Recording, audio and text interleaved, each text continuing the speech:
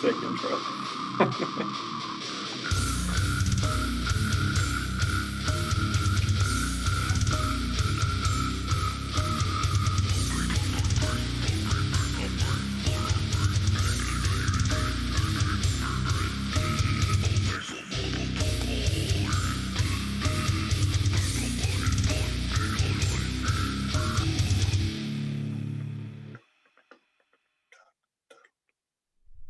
Yo, what's going on, world? This is your boy May Vizzle. Fucking, what are you peeping toms doing here again? I swear to God, I can't shake you, motherfuckers. You're here every week watching me, talking. Well, you don't come here for me. You come here for my guests. And I gotta tell you, I got a really dope guest in here this week. The one man mastermind behind the project that is, I find, extremely infatuating. Pukewraith. Brendan Dean is. I knew I wanted to get this guy on the show when I saw him doing a cut. He was doing like a music video where he was playing each individual instrument, and I was like, holy shit, this dude really put this whole project together. You know, sometimes it takes something like that to like really catch your attention with a project. I liked Pukewraith before seeing that, but finding out it was done by one person, I was like, holy shit, really caught my eye. Super stoked to see what's coming next, and we're gonna bring it on over to talk to this young gentleman today about his wonderful music he's been making. How you doing, brother? I'm doing fantastic, man. Thank you. What a wonderful intro. I appreciate that. Yeah, man. I was like, I saw you because I follow Gurgling Gore, and I saw that project that you did where you did the whole song together, and you were like, you cut everything together like yourself, and I was like, yo, this dude's fucking good. Like, you're one of those guys, like, you know who it reminds me of? Like that one guy from like, when I see people like you play, dude, I want to quit playing music because I'm like, holy shit, like, how the fuck did this guy do this whole thing? Like, that the other person that does that to me is that Nikhil guy. You seen him from that band Anal Stab Wound? I think so. It sounds familiar, but I can't pinpoint his face. But Yeah, very similar. doing it all sounds great. Yeah, his style is more like grind, like type focus, like super technical grind shit, you know. So it's definitely a different genre, but like, you know, every so often I see somebody like, how the fuck do you do everything, man? Like, how long have you been doing like one man band project type shit? I know you have another project too. Yeah. So okay. So first off, I want to say, like, thank you very much. I truly appreciate hearing that. I'm humbled by it to hear, that you enjoyed it that much. That's wonderful. To answer the question, so let me think back here. So the first one man project I did is Wexler's Prime, which is my, like, how do I describe that? It's kind of like progressive metal, death metal. It's kind of like the project where everything that I kind of like, I can just mash into it and kind of do, whatever. It's not really one specific genre. But I started that. Oh, this is going back now. I think I started writing for that like 2009. I started writing the first album kind of after my first band, Aditum, which I was in with Daniel Bonifilio, who I know you've spoken to, and it's like my constant collaborator. I left that band and then I had a bunch of riffs. I'm like, oh, what can I do with this? I think, oh, maybe I'll try my hand at like a one-man band project. I mean, I say one-man band, but on the first album, Dan did, I wrote everything, but Dan did half the rhythm guitars and half the solos. And he still did one guitar solo for the second album. But so it's been like that long since I've been doing the kind of that one man stuff, or one man band thing. And then I have one other one called Simulacra. That's like my homage to Meshuggah. Like, I love Meshuggah, I always have, but nowhere, like none of the projects that I do are like 8-string guitar stuff, and so it doesn't really make sense. So I was like, you know what, like, why don't I, like, just for fun, I was like, what if I could write an album kind of like Meshuggah in a way? So kind of like looked at the songs I liked and like kind of broke down how they would write and how they would structure things, or at least my attempt at it. And so that album is like kind of like just a sugar love letter. But that's another one that's like the one man stuff. And then Pukewraith's the most recent and kind of like fun and exciting one. That's the one I have the most fun with. Yeah, I gotta tell you, like I really loved the EP you put out, and I really loved the split like that. I think that's what caught my attention, because the outfit that you were wearing in the video, I was like, yo, this is some medieval ass shit. Like, it was so sick. Like, it was like, yo, this dude, like, you hella stuck out, from the getup you had on. And I was like, all right, I'm going to take a look at the project that's going down. I looked at the split and I was like, medieval grime. This is fucking sick. It's such a sick concept. I actually copped the long sleeve, the fucking puke nice. armor. Yeah, the vomit armor, dude. Yeah. Oh my god, it's so brilliant. And you working with Daniel, because that's I saw intestinal hex on there too, and I fucking love intestinal hex. I think I have the tapes upstairs right now. But yeah, you guys are like two of the rawest shredders right now, and you guys are both in Canada. Yeah, both like just outside of Toronto. Yeah, so that's where the shredders are at right now, America.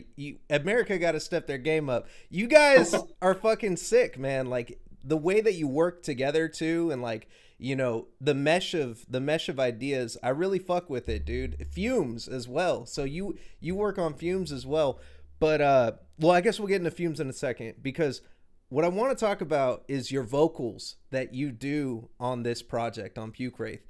You sound like the dude on the cover of the IP, what I imagine he would sound like. Like I expect, like, it's very wet, you don't get vocals that have that like wet, sound. Where do you get that inspiration from in that voice?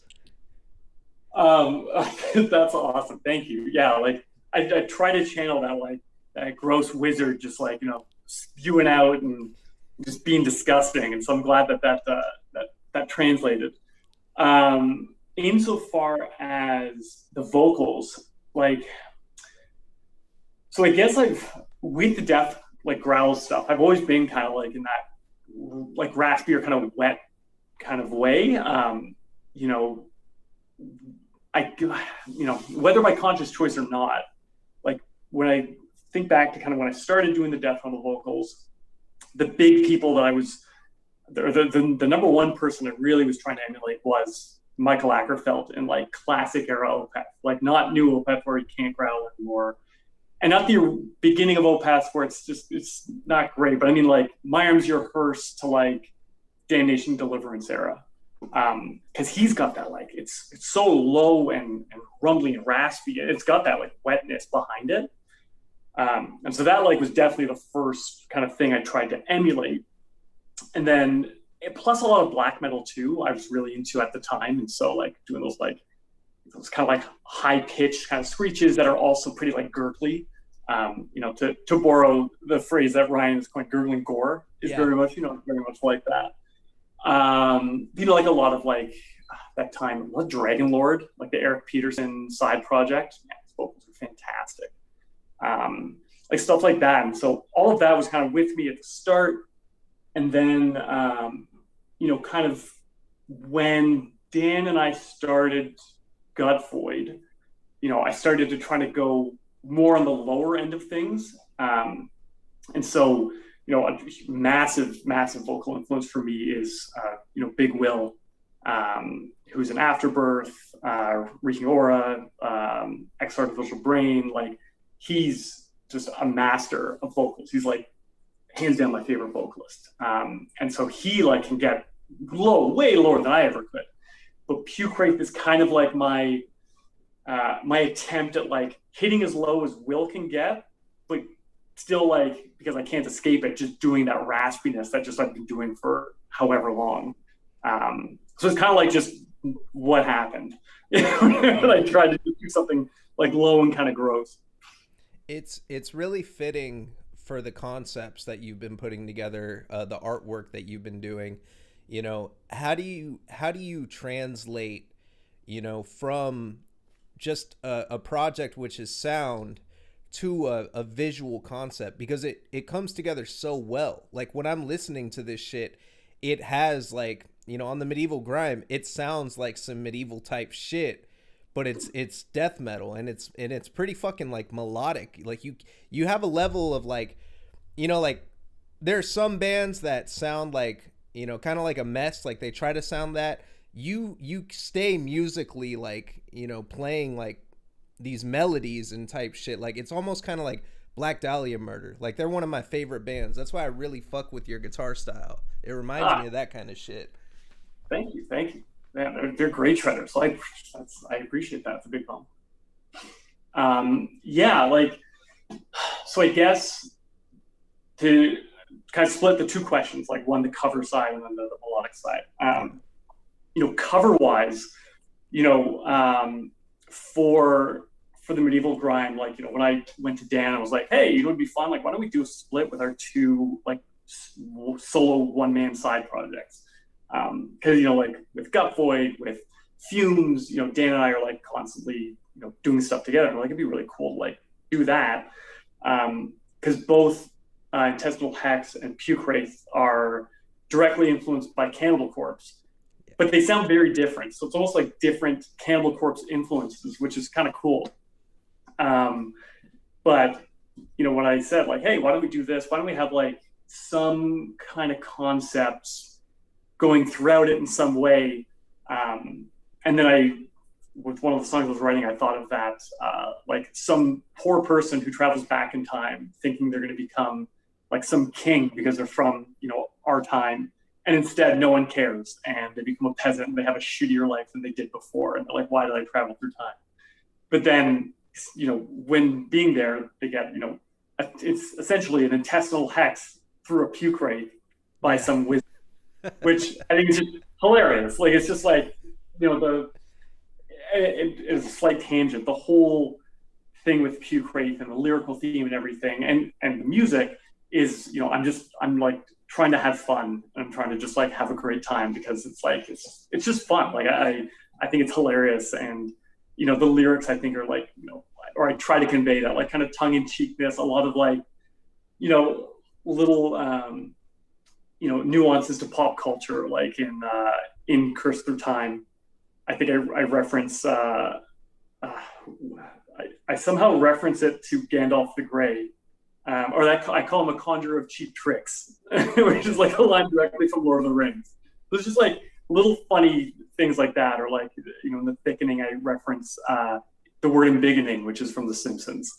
So it's just like a lot of fun, and so I said that this would be hilarious if we had just some wizard and some peasant, and so Dan thought it was hilarious too, and so I have to give like all the credit to Nev, who's Gruesome Graphics, who did the artwork of like bringing that to life. You know, because we went to him and we're like, you know, love working with him. He did the Pukewraith EP, the Return Through Bile. He did that cover artwork, which is, I love it so much.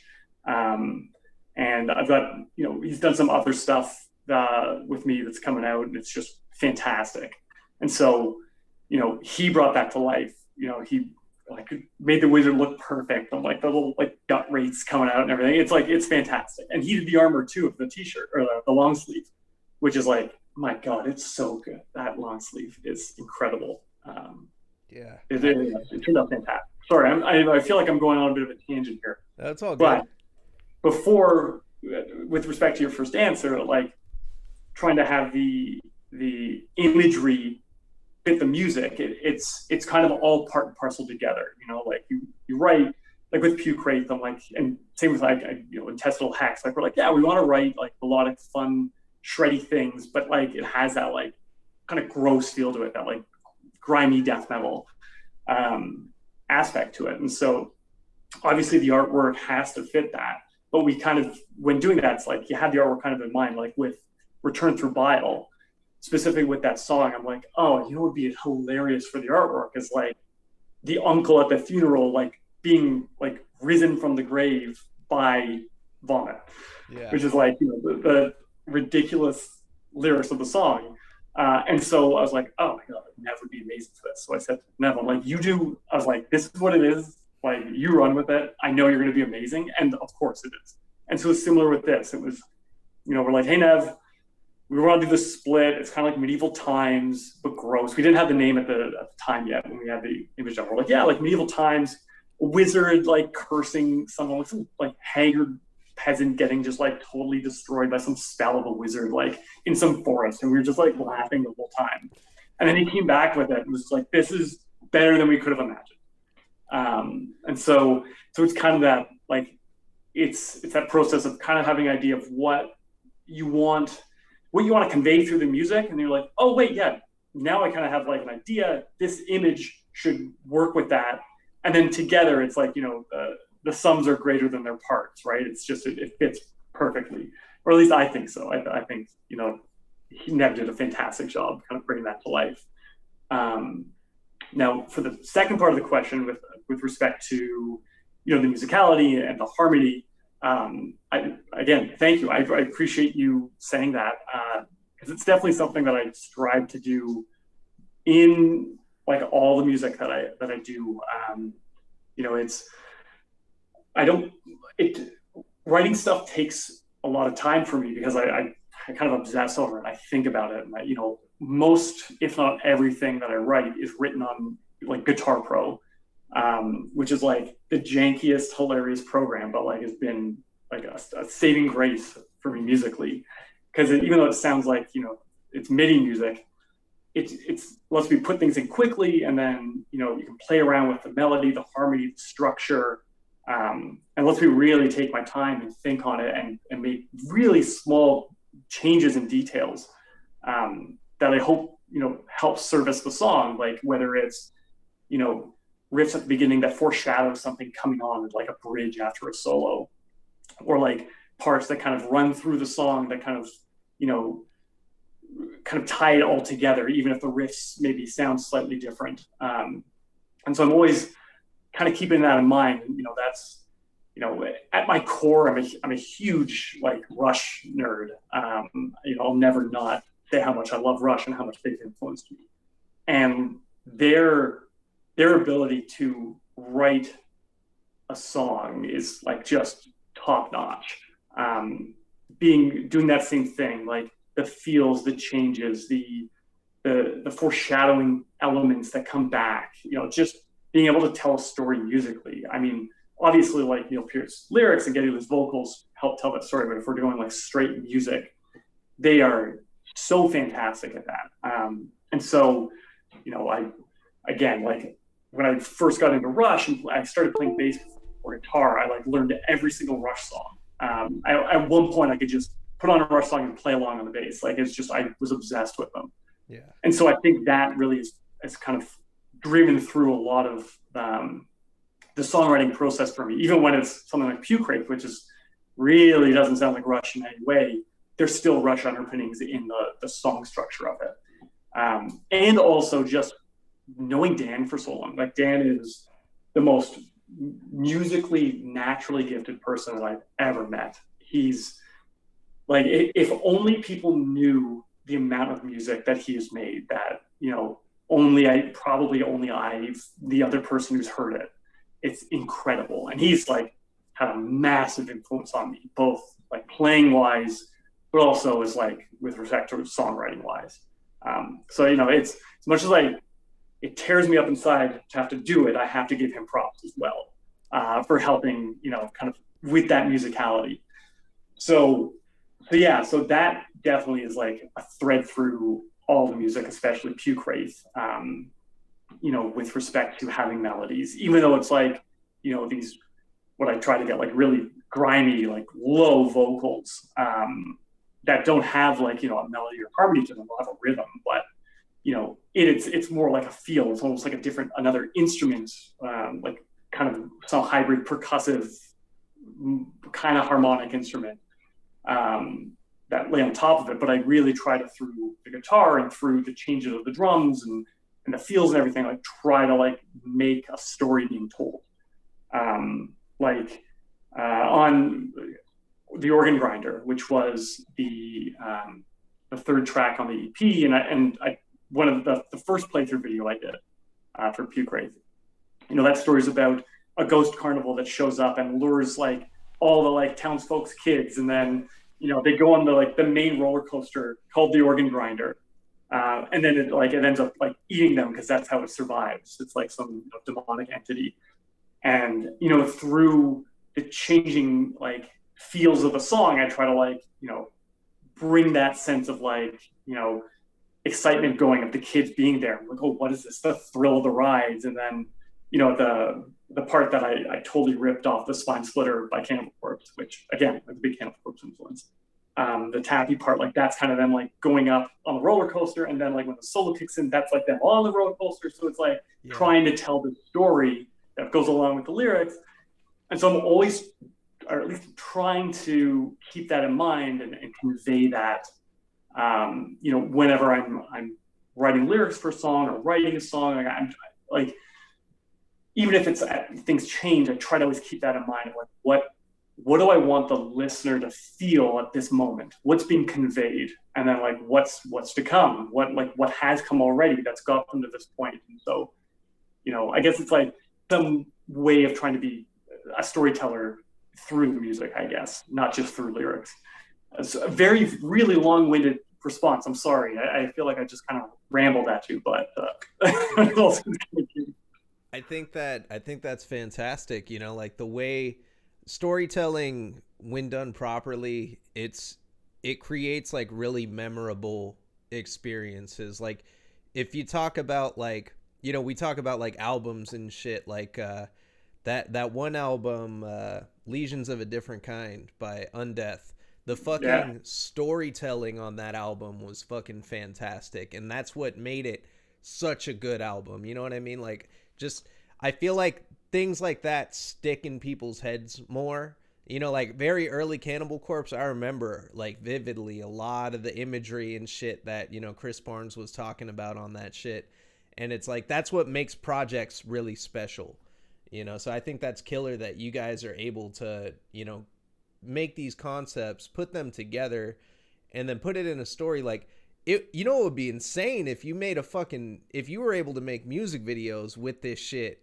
Like wouldn't that be sick? Like, because I know Sangui Sugabog has been putting out some like pretty out there music videos with like story concepts and shit, and like when are we gonna get this shit from you guys, man? We need it. The world needs it.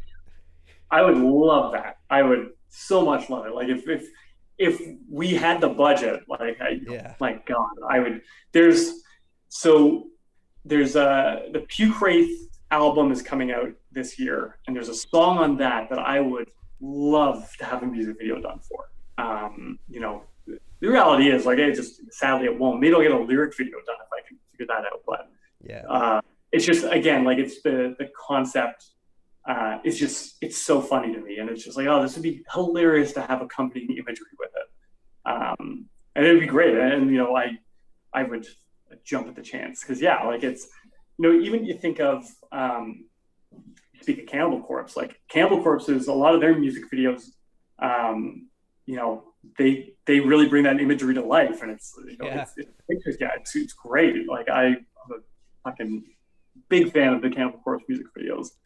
But like same like I know you mentioned Undeath, like their lyrics, I feel like they are tapping at the same thing that I'm trying to with the Pukewraith lyrics, which is like, it's funny. It's like, funny horror, like kind of tongue in cheek. Like what's the one song off of Legions of Japan? I think I'm going to butcher the name, and I'm sorry, but it talks about kicking someone in the I knew you were going to bring that song up because I thought I saw them live, Kicked in the Protruding Guts. I saw them live, and it was the funniest shit because I had been walking around, like I was listening to that album all week, and I was waiting for the part when he goes, I kick and I kick and I kick. But like they get it because it's like it's just so absurd and funny, and it makes me think back to like the old gore comedies, like the early Peter Jackson stuff, like Bad Taste, Dead Alive, and Meet the Feebles, like where it's like horrific and awful and like terribly violent stuff, but it's done in like this comedic element that's just so funny. And it's like early Trauma as well. Speaking of saying Foodlog, who got to do a music video with Trauma and everything. Like it taps into that vein of like ridiculousness that is just it's funny. And yeah, like that Undeath song, like that gets me every time I hear it. It's hilarious. And so like with like Cannibal Corpse stuff, like Funeral Cremation. I remember like anytime that comes on, Dan and I just like if we're in the room together, we just start laughing.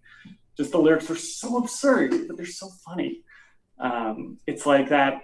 It's that perfect like gore comedy, but in like music form. So I feel the mutual love for it. Yeah, man. It's like that.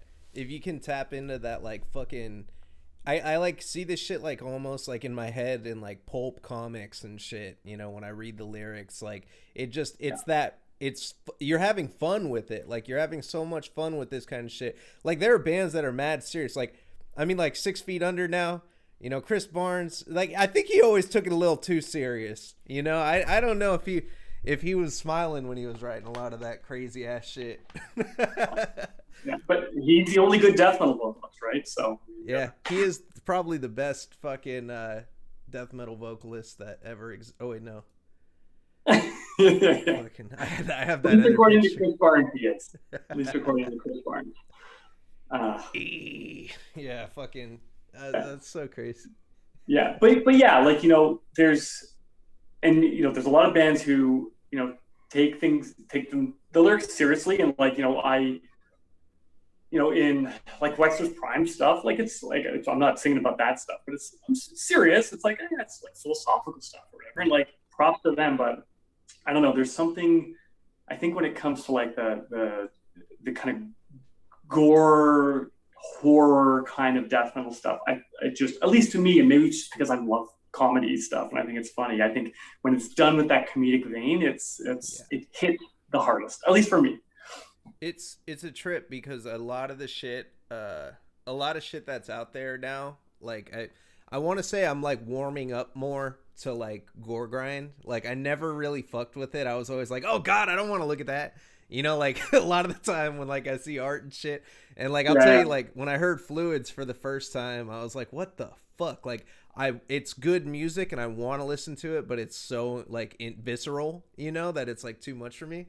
And I've been warming up to that kind of shit lately because I kind of see the dark humor in it now. Like it's like, I remember back in high school. So Justin Beam, who's the bassist in Gut Void, and also like I've known him longer than I've known Dan. He used to be in this band called Orchidectomy, which is like, man, an incredible like brutal death, I guess. Yeah, they do like a brutal death, not grindcore-ish, but I don't know, they're amazing. His vocals are like, they're fucked. They're insane. Like if you don't know Orchidectomy, go check them out. But like they were in that similar vein, and I remember Justin showed me this band Wretch, which are not grindcore. They're more like, I don't know, brutal. I guess brutal death as well, but it's imagery where it's like, man, this is like pushing it for me. But it's like it's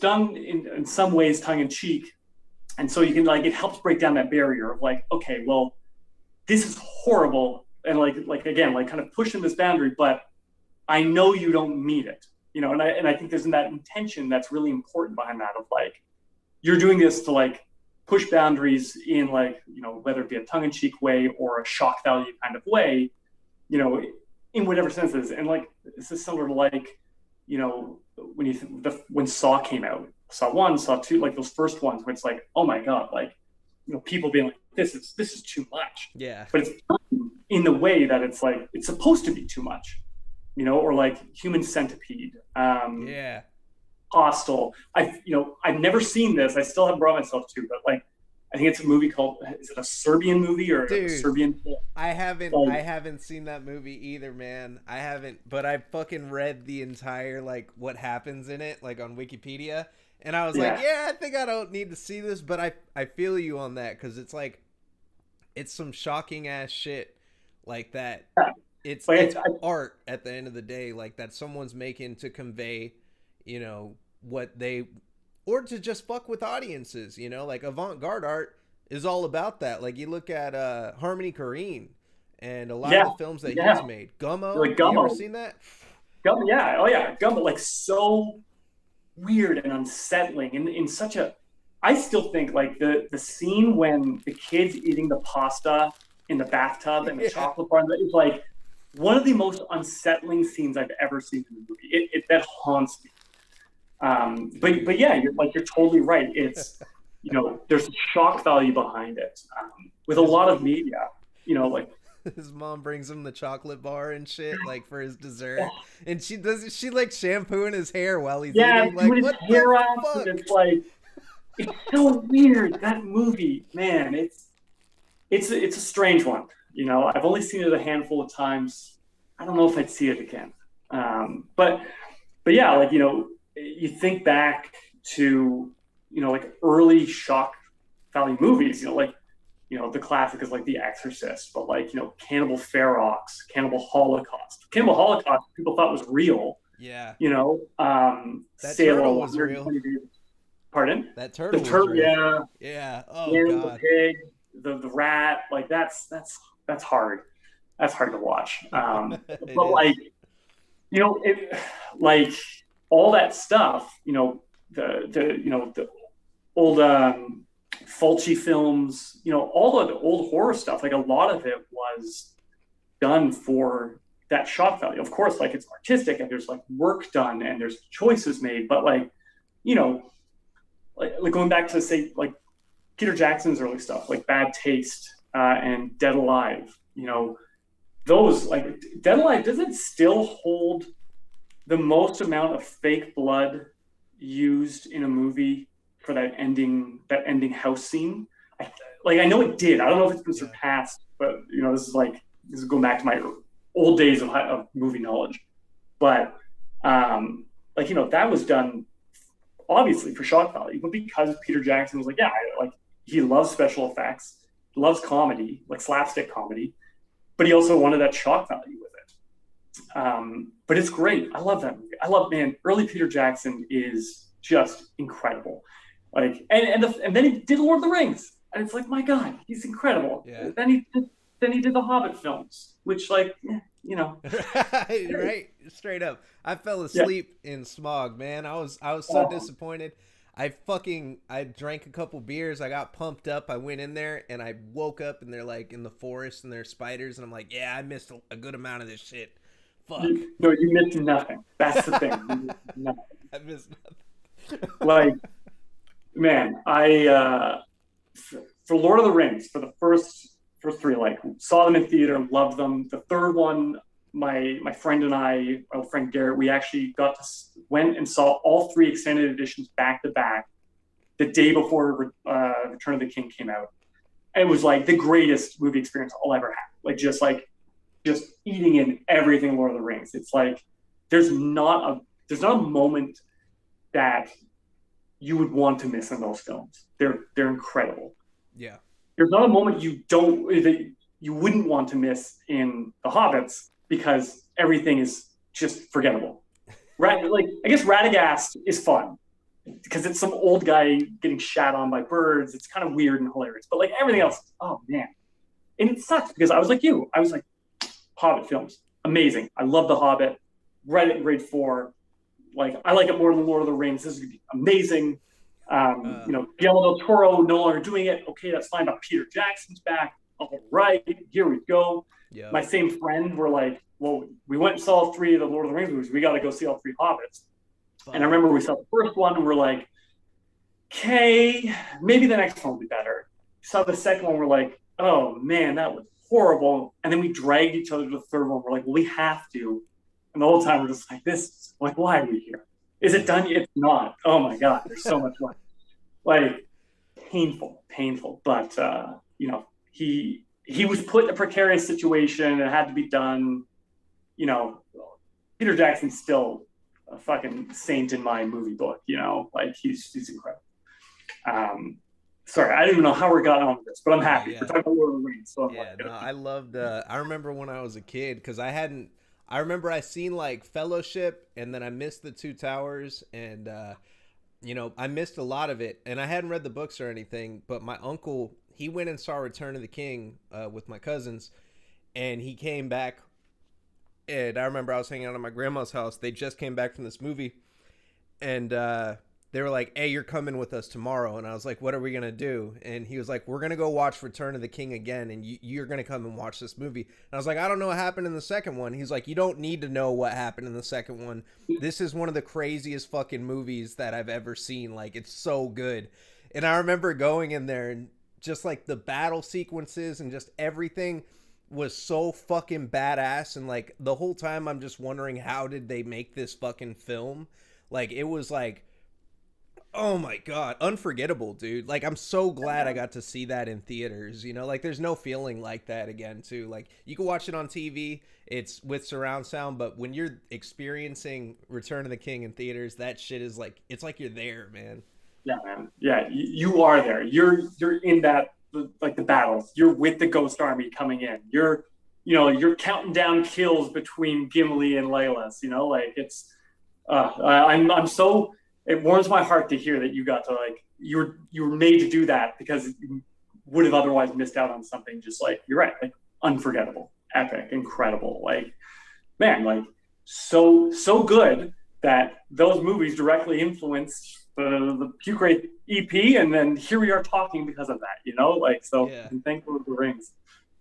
Yeah, man. The whole theme of like a comedy, like a nasty medieval comedy. I think that's the best way to do that type of story justice, is to make it as filthy as possible. Because like medieval times, dude, you got fucking the plague going around. You got like people throwing buckets of shit out their windows, and like fucking you didn't like the king, like the kings back then, and the kings and queens, all the royal families, they thought that like the plague was being spread from washing, from bathing, so they would just like make bigger messes and like get even dirtier and filthier and shit. Like, I remember there were like, there's imagery of like literally just like all their food like in their banquet hall just like piled up and rotting and shit, because they're like Amazing. paranoid that they think cleaning is gonna fucking bring the plague. That and that's I truly hope that that is the case because that's hilarious to think. Like, oh yeah, no, like cleanliness. Oh, that's how they'll get you. Oh, You're that's right, amazing. yeah. But yeah, like you're right. Like it's just such a grimy time to live. Like I the medieval ages are hilarious. I love them. Like I going back again. It's like everything's gonna run back to movies here, but like Army of Darkness was like one of my favorite. There we go. You know what's hilarious? Your background. I'm like, this looks kind of familiar, but I'm like, I can't pinpoint it. That's incredible. That is so incredible. Um, yeah, man, I love that movie so much. Like again, Sam Raimi, like incredible.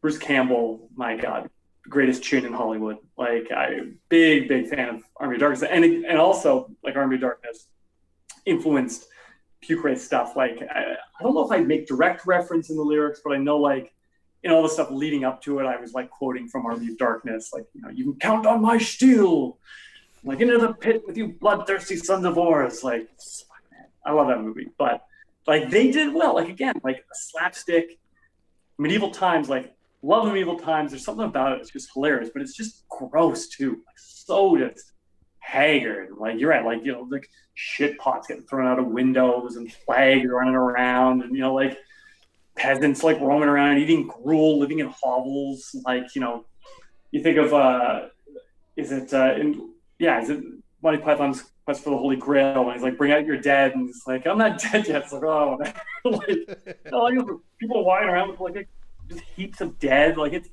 it's just horrible. It's horrible. Like I would never want to go back and live there. Which is hilarious because like the poor protagonist, if you want to call him protagonist, the theme of the EP is like someone who wants to travel back in time. Then like right out of all places, it's horrible. Man. But yeah, it's such a hilarious, grimy, just gross time period, but also like somehow really enjoyable because it's like it pops up all the time, like a medieval. I mean, like like video games, like it's everywhere. Like right now, like I know Elden Ring isn't medieval times, but like big medieval, like and, all the FromSoft games, Diablo 2, all that stuff, like all the shit that I love seems like rooted somehow in medieval times. It's like it's questionable, but Yeah. it's a good, it's good, it's great nonetheless. What do you think about when they killed off Deckard Cain? Look, I don't want to talk about Diablo 3, okay? Fuck, man, I hate what they did. Blizzard is not in my good books. Like Diablo 1, my God, love it. Like, do I want to play Diablo 1? No, because it's like you can't run, the mechanics are not great, but they captured like that atmosphere perfectly. I love Diablo 1 for that sense and what it's done. Diablo 2, absolute masterpiece of a game. One of the greatest video games I would say ever made. It stole my life when it came out. I remember it was summer going into between grade 7 and grade 8, and I was sitting in the class and like a bunch of people were sad to be leaving for summer. Like you're like whatever 13 or 12 or whatever. But I remember me and my one other friend Eric, all we were doing was talking about it because it was coming out like that day. We were like, oh, when we go home, like what class are we gonna play? And like what are we gonna do? Like, oh, I can't wait to get this spell because like we were just obsessing about it leading up to it. That game's incredible. Diablo 3, I'm like, sweet. Diablo 3, 1 and 2 are great. This Yeah. is going to be great too. And I don't know if I've been as disappointed with a game ever playing that game. And I know people have argued like, look, Blizzard fixed it. You got to get like the latest patch versions, but like, no, I got it when it came out. I played it. I beat it. I was like, that sucked, and I never played it again. I don't ever want to. I know Diablo 4. I'm like, is Diablo 4 going to be okay? It doesn't look like it's going to be. Like when they said we're going back to the grittier Diablo 2 kind of feel, I'm like, awesome. And then I saw gameplay footage. I'm like, this just looks like Diablo 3 and like not as, it just doesn't look as good. It's just, I think they're just missing the mark. But I mean, Blizzard's rife with lots of controversy and issue. And so, what are you going to do? So to answer your question, I fucking hate that they killed off Deckard King. I want to stay a while and listen. All right. Yeah, man. Like, what the fuck? I was really disappointed too with it. I remember playing through it one time, and then I went to the secret level after I beat it, on my playthrough, and then every time I try to play it after that, I would start falling asleep, like legit, while playing this game. Like, I literally, The Hobbit effect. yeah, like you're right. I literally could just like button mash and just walk through this fucking game, and I'm like, there's no, it's not as difficult. Like Diablo 2, you felt overwhelmed and shit. Like even if you're doing like a new game plus, like you're just like fucking, you know, you're overwhelmed. Like the fucking the cow level, dude, was fucking insane. Like they're just all over the fucking place. There's no chaoticness like I felt like in Diablo 3. It felt super manageable and accessible, and I felt like that's all they were really aiming for, is to make it more accessible. So it's like, the chaos is what made that shit so fun in the first place. You're clicking, you're like, oh fuck, I gotta use this, like, you're like panicking. But when they turn it into Gauntlet, like, and that's the thing, I like Gauntlet Legends. Like I like those kinds of games. Like Gauntlet Legends was the shit. Gauntlet Dark Legacy, that was a dope game back in the day too. But like, my Diablo doesn't have to be like that type of gameplay. Yeah, like I think you're totally hitting the head on there. There's a linearity to Diablo 3 I really didn't like. Whereas Diablo 2, like of course, like it's linear. You go into an auto-generated map, but I feel like it was more expansive, chaotic. Like literally the Chaos Sanctuary is that's where you go and fight Diablo, right? I might be making nerd me upset if I'm wrong on that, but like that place is insane. But literally, that's chaos in the title, and that's the kind of what it's great at conveying, is that sense of you're right, overwhelmed. This is way too difficult in some ways, like especially in New Game Plus, like with the resistance issues that come up. Like on normal, you're like, okay, yeah, resistances, whatever, sure, like it might be an issue. But then you go there and you're like getting your ass kicked by a skeleton. And you're like, what Yeah. the hell? Like it's there's something there's something to that, like a difficultiness and a grittiness, but it's still fun. It's like games like the FromSoft games, like the Soulsborne games. Oh yeah. They're so difficult, but that's part, and that's a lot of the love of them is how difficult they are. They're not difficult for the sake of being difficult to make you be like, oh, this is a hard game. Wow, great. But it's like, this is a hard game. And that's part of what is making me love it, because I'm like, I can't pause. I'm in the middle of a fight. I've like fought the same boss 7 times. I've gone like twice. I came real close to killing them. And then I was too greedy and they like killed me. And now I'm like learning their patterns and I'm rolling like a maniac and I'm trying to like survive. And I can't pause because I hear someone's like calling my name or my dog's like trying to get into the room. And I'm like, well, I can't, because I'm like, it's like that sense of peril that's like growing and that unease. It's like, it's perfect. It's so great. I love that. I revel in that. Which like the FromSoft games are so good at that. And I feel like Diablo, yeah, you could pause Diablo, but taking that aside, it had that same sense. That same sense of like, I'm going into this like I know around this corner there's like a super unique, and it's mob of monsters, and I could like get killed like 2 hits, but I need to go in there and I need to kill them, because of course I want to see like what unique are they going to drop.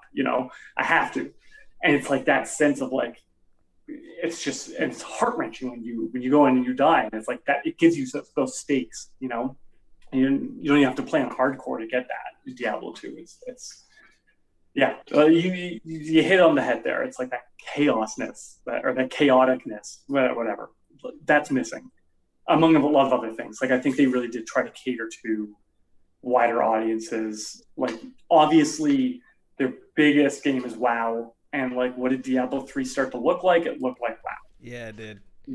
And like the mechanics were like WoW. They had cooldowns like WoW. It's like, man, I don't want to play WoW. I never played WoW. I want to play Diablo. But now you're like shoehorning WoW into the thing that I loved. So it's like, yeah, like lots of grievances. If this was Festivus, this would be on the airing of grievances list for sure. Fucking yeah, man. Fucking WoW.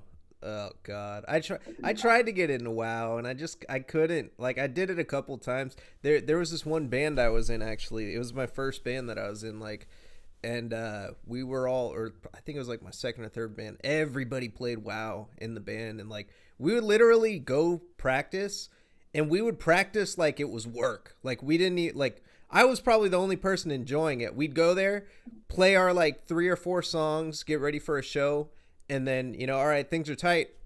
Everybody goes and plays WoW. Like they had like fucking, this dude had like hella computers up in his house, so like he had one for everybody, and like it was fucking crazy. Oh yeah, he had a nice house, man. And yeah, I mean, that sounds pretty good. Like to just be like, this is my LAN party room. Like, oh, you're not doing too bad. Yeah, and I couldn't get into it. I was just like, man, like fuck, it takes too much time. The tutorial takes forever. Like you gotta really live this shit, and you gotta pay the subscription. So I never got into that. Like MMOs, I don't know. I don't have enough attention span to like really get into a MMO and like grind. Like I'm guilty with like open world games and shit. I'd say the last MMO that I actually fucked with was and I'm on and off with it, is Fallout 76, because that it's not bad. It was really like there was nothing going on with it when it came out, but then now it's like I built a house in there, and all I'm doing is grinding to like build more shit for this little house that I made on the side, and it feels like home. And I'm just like, ooh, I got this cool little house over here on the side. I see other people running around and shit, and I'm like, oh, I see this new guy. Here's a bunch of free shit, that I don't need. Like, take it all, and then I just like back on my way on some weird quest to fight some shit. And that's like a game that I fuck with. I like because I can pick it up, and I'm not gonna like have to, if I want to do PvP or some shit, like people are way ahead of me or it's unbalanced, like because I took a fucking week break. Like Destiny, I can't fuck with that game because I take a month off of Destiny, and it's like I jump in there and I can't do shit. any of the new quests or anything that they got. I gotta grind my ass off. Like, I don't like that in games nowadays. Yeah, I totally hear you on that. Like it's when I was 13 or 18 and I was just like, yeah, what am I doing all day? I don't know. I'm going to play video games until I go to sleep. Like, okay, like if I need to grind to get back up to to catch up, then fine. But like now it's like, I don't want that. I want to play when I can because I need to find the time when I can play. I want to enjoy myself. And if I don't play Elden Ring, there's a stretch. I think I didn't play for 4 days recently, and then finally last night I'm like, sweet, I have some time. And I hop back in. I'm like, this is great, because I don't need to stress about grinding on that. I'm like, where was I again? Okay, cool. Oh yeah, let's just start exploring. And I fought a couple bosses, and I'm like, all right, that's great.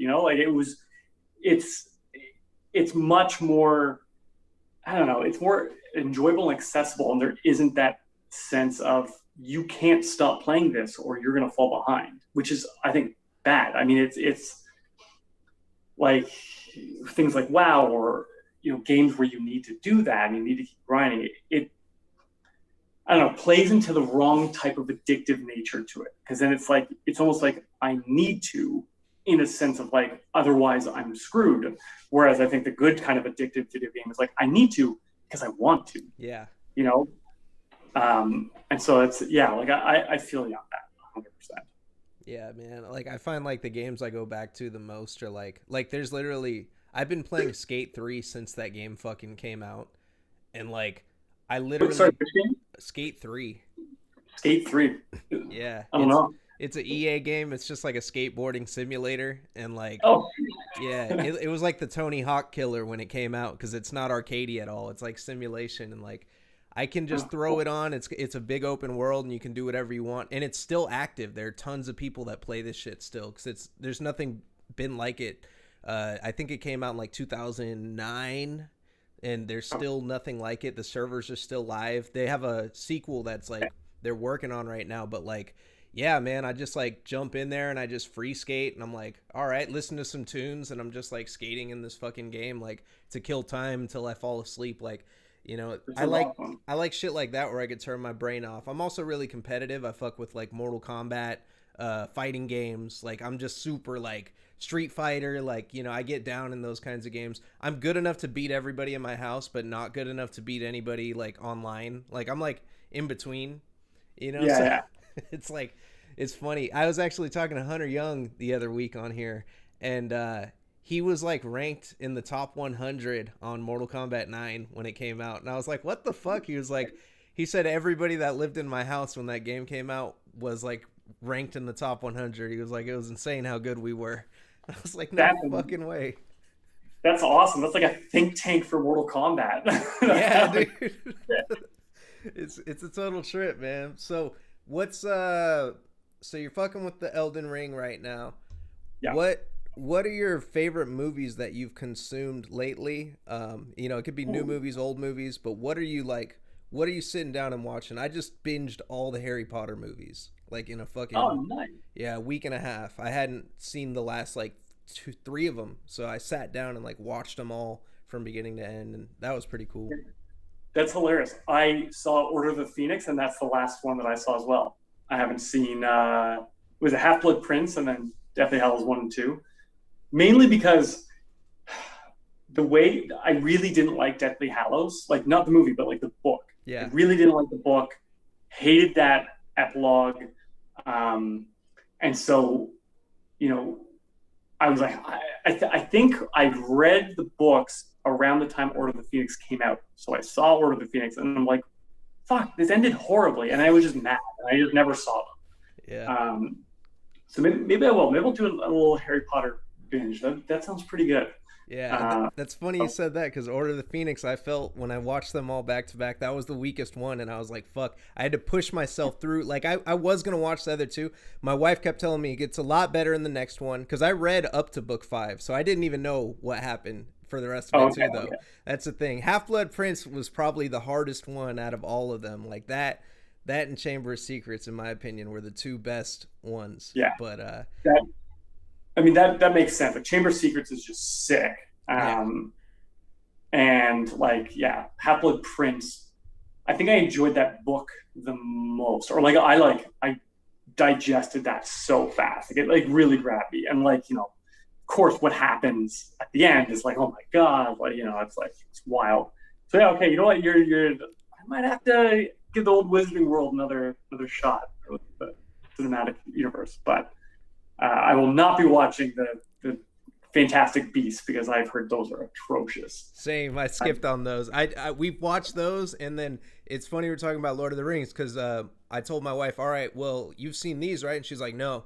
I was like, "Oh, well, that's what we're jumping into next. We're probably gonna finish Fellowship tonight. We just started it the other night. Those movies are fucking long though, so we had to like Yeah, break them up with our that it's schedule." funny. About a year ago, my wife and I did the same thing. We're like, we haven't seen Lord of the Rings in forever. Let's watch them. And yeah, we had to like wait for like the perfect night. We're like, okay, we got like 3 hours where we know we're not going to do anything. Let's throw it on. And I think for all of them, we ended up having to like break it up into 2 sessions. Um, either like we ended up getting busy or like she fell asleep or something. It's like, all right, they're long. It's fair, but man, they're so good. Okay, so for that question, recent movies.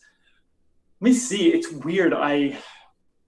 We've been watching a ton of TV lately, mainly because if it's like towards the end of the evening and like we're both done work, we're like, okay, we don't have too much time, but like after we feed the dog, we can go down and like put something on. We're like, okay, we got like an hour and a bit, which is just a little easier to wrangle with than like 2 to 2.5 hour movies generally.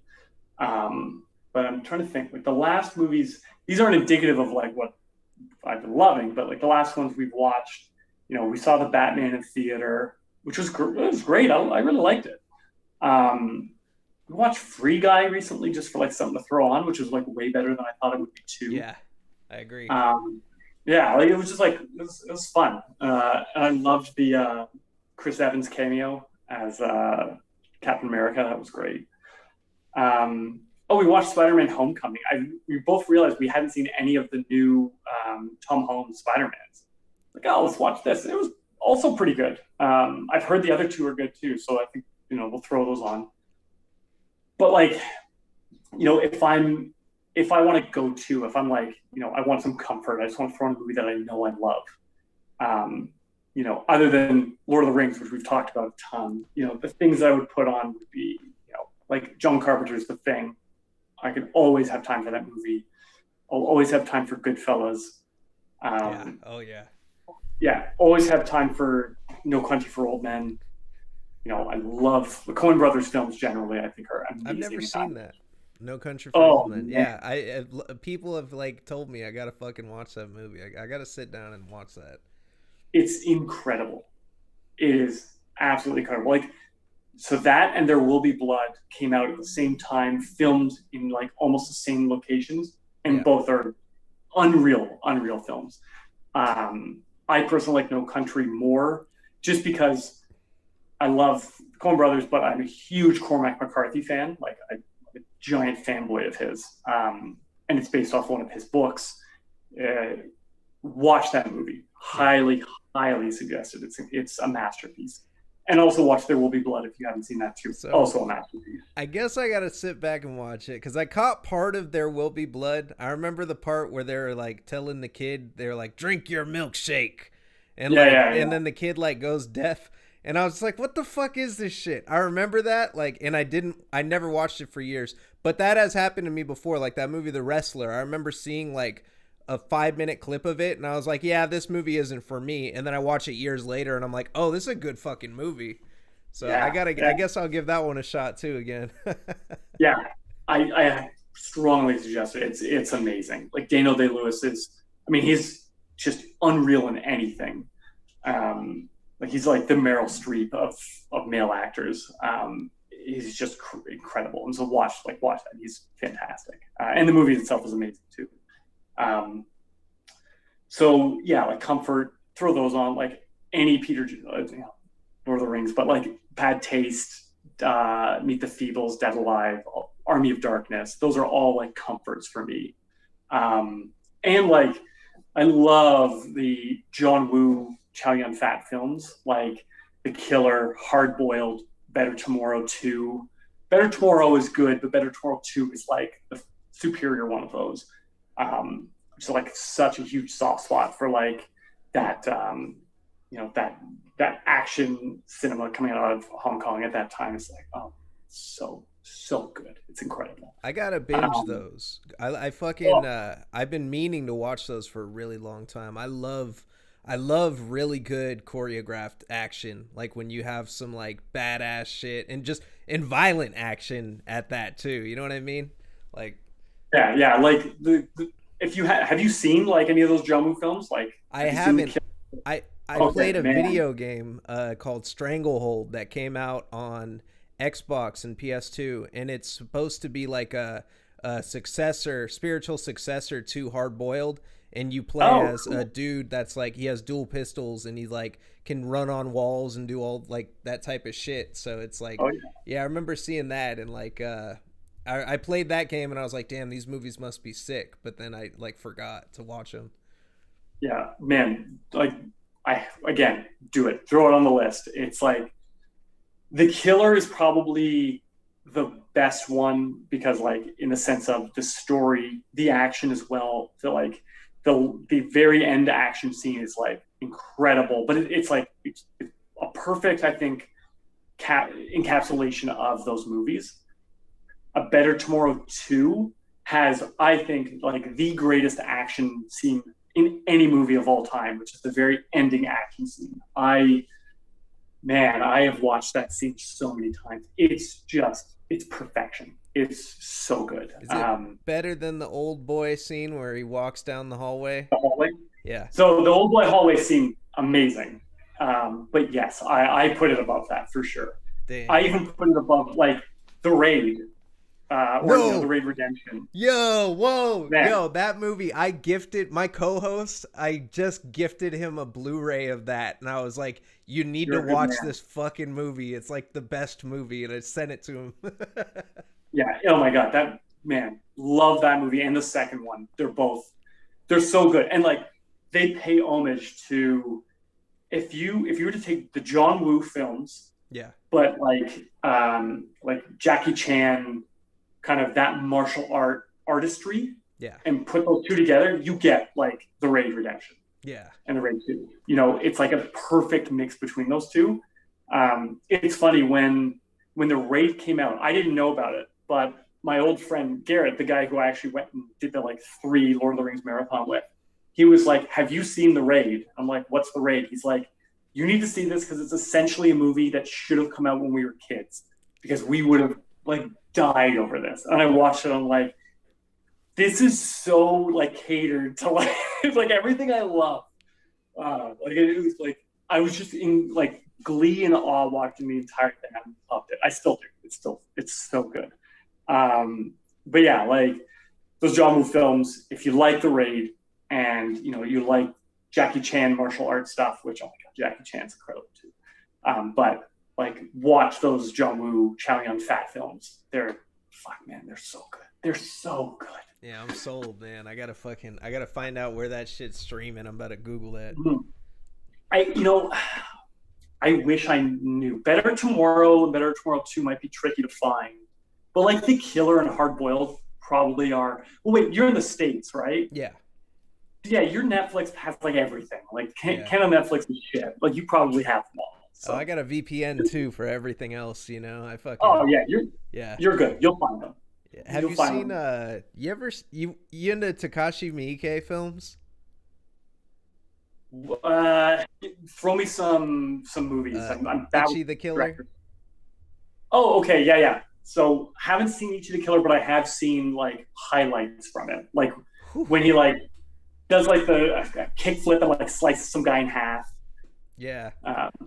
Yeah, like there's some nasty shit in that movie. There's a scene where there's a guy hanging from hooks and they're interrogating him, so they hang him from hooks and he's like, just facing the ground kinda and like hanging from his back, and they fucking they're like making tempura, and then they grab the fucking pot of the oil and just go and pour it on his back because he doesn't want to talk, and then they find out that the dude wasn't like the rat that they were trying to get the info from. So then No. the dude has to answer to his boss, right? And they're like, "What are you gonna do? You're gonna cut off a pinky or some shit?" Because it's all Yakuza. And he fucking one ups it and he pulls his tongue out and cuts his tongue off in front of them and shit, in front of everybody. It's like the craziest film, like gross out fucking movie, Shit. dude. That's fucking wild. Okay. Yeah. That's a blank spot in my. Oh, sorry, hold on. My dog is gonna. Look, I'm gonna add that to my blank spot on my list of good movies that I've missed. yeah. Like there's some like Ichi the Killer. I hadn't seen Old Boy for the longest time. It's like only maybe like 7-8 years ago I saw Old Boy. Oh, Even though I'd heard about it for so long. I'm talking the original, not the. There was a remake, which I think is pretty good, but I never saw it. They fucked it up. Spike Lee directed it too, which was hella random. I was like, Yeah. it was weird. I was like, okay, like, because I know I like Spike Lee films. Like, Do the Right Thing's a fucking classic. You know, there's so much iconic shit, like scenery from his films. But seeing The Old Boy was like a weird decision to me. And then like I remember that movie was just like. It was like a watered down ass version of, of the other movie. It's pretty much like if you can't watch a subtitled or dubbed movie, then here's the one for you. Because I know people like that where they're like, oh, I refuse to watch anything subtitled. I can't pay attention or whatever. So yeah, that's such a cop out. No, like get the hell out of here. Dubs, get the hell out of here. You watch the subtitle, you get the original like audio and everything. Yeah. Yep. But do they at least do the octopus eating part? I don't think so. I think it was all in America. The whole movie is like, it's like an Americanized version to make it more relatable and shit. Yeah. Oh, I'm not down for that. And he hadn't eaten anything in so long. He eats the fucking octopus when he comes. Yeah. out. Oh my god, that's deep. That shit was great, dude. That was like, oh my god, when he's in the elevator and he sees the guy because he hasn't seen anyone face to face, and he like grabs the dude and smells him, and the guy's like, "What the fuck is this guy doing?" It was so good, man. It's so fucked up. I love that film though. It's a good one. Yeah, that is a good one, man. It's been so long. I need to rewatch that. You're getting me. I got to do some movie binging now. Yeah, I used to do Taekwondo and shit, so I remember like, there are a lot of like Korean kids in the class that I took, and they told me like, yo, you got to watch this fucking movie. I was like, I want to say like 11 years old, dude. I was super young when I saw that, and it fucked me up when I saw it because I was like, holy shit. And then when I saw the ending reveal, I was like, bro, oh, like it was too much for my little mind at the time. One of the craziest reveals in a movie, I think. Yeah. Like I remember the first time I saw the first Saw movie, it was in high school, with a bunch of friends. I was like extremely high. And we were all just sitting there in total darkness watching. And when that reveal comes, I remember like, it was like a dead silence. And it was just, everyone was just like, we're out of our minds, and like the Old Boy reveal is on par with that, hands down. Like it's wild, like obviously if anyone's listening to this and you haven't seen Old Boy, we're not going to spoil it, but go watch Old Boy and not the remake. Watch the original. Yeah, that shit is woo. That shit was twisted. He ate nothing but dumplings.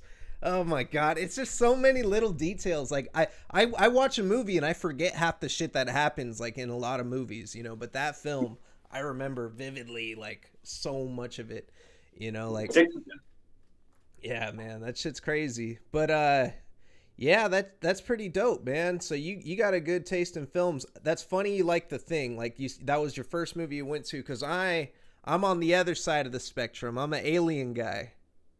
Oh man, hey, look, love Alien. I like first Alien, masterpiece in thriller, in like existential fear, in like that slow burn of terror. It's, man, I fucking love that movie. Aliens, also love that movie. It's like a total different thing. It's an action film, but it's a great action film. And it's hilarious thinking that originally, it was going to be Arnold Schwarzenegger in that, which is like, man, imagine a world where we had Arnold Schwarzenegger in the Alien films. Like, it's amazing. But I mean, the Alien is the better film of the two. And then, we could talk about the other Alien films, but we don't have to. Yeah, it's funny because I stand in the same position, but one thing that I gotta give them insane credit for, because I was thinking about it just the other day. I was reading an article about Alien 3 and like how the director even hates it himself, and like everybody was like really disappointed with it. And I can't they fucked up by doing what they did to Newt. Like, that literally just ruined the movie right there. Like, if they had not had that, it would have been a 10 times better movie, I think. But I think that the marketing though for Alien 3, like, if you go back, because I remember when that shit came out, and I remember seeing in the magazines, like, like when that movie came out, it was fucking marketed so well. They put that shit together so good, man. Like, it just, it's nostalgia. I don't know if it's just nostalgia for me, but I remember they also had like a video game that tied in with it. It was on like Super Nintendo, and I remember like they literally did everything they could except for make a good movie with that fucking film. Yeah. Did you get the toys that came with it too? Like, there was like the spitter one where you could like put water in and shoot. It's shot out, and then like there's I can't remember one, but like I think it had a button, it would like jump out, like its legs were spring loaded. Like I had all those toys, same, because I was like I love those movies, and like toys. They used to market those towards kids. They had kids playing with them in the commercials and shit. And isn't that crazy? Because that would never happen nowadays. Like, fucking, you wouldn't see a commercial with like a kid playing with a Jason doll or some shit. Like, it's just a shame. Look, we all turned out great. We're a great generation. We love movies. We can laugh at that stuff, and appreciate good Alien marketing toys, even if the movie was bad. Yeah, man, they got to bring that shit back, dude. Like, there's a lot. I like, literally, it's like death metal is the last medium that we have to do this kind of like over the top crazy shit. I mean, in films, it's very expensive. Like, there's never gonna be big money behind shit like over the top gore films. I think think that the medium is definitely the extreme music scene. Like, that's where the storytelling is going to happen. It kills me that you guys don't have videos. It kills me that you guys don't have like, a fucking comic book, at least like a comic book that tells a story or some shit, or you know what I mean? Like, I just think like that shit is so brilliant, and we need that like pulp comedy gore type shit. Like, like it used to be huge, and like nowadays, I mean, the metal scene is insane. Shit's popping off probably more than it has been like in the last 15 years or so, with like, a lot of creativity in the scene. I could be wrong. I mean, there are great projects that have been released every fucking year going back to the, to the fucking 80s, since the shit like really started and took off. But I think that there's like this crazy resurgence after COVID of solid projects coming together. Now your resurgence, because you did Wexler's Prime in 2014, and then you did a project in 2020, and from 2019 when you released the Gut Void EP, you have been just pumping out fucking music like a fucking madman. That 2019, so that's pre-COVID, and then COVID fucking went down in 2020. Do you feel like that affected your creative process or gave you more time to work on music? Yeah. Like, if I'd say it kind of did a bit of both. Like, definitely more time, like the whole working from home, allowed, it's a shame, like, like with Gut Void, we formed the band, like we got Dennis, our drummer, who was the last guy to like join the band. He joined February 20th or something like that, and we went into lockdown like a week or two after. Like, we didn't even jam as a band. Like, we were like, sweet, he's in the band. what, oh, COVID, great. Um, and so it's been tough in that sense of like, having an actual band, like getting together and all that. It made things very difficult. And like in Toronto, basically all of the jam spaces have been bought out except for like two, and we happen to be in one of those. So we're very, very lucky. But I mean, we're all kind of like, okay, well, when's the other shoe going to drop on that? So it's been tough in that sense.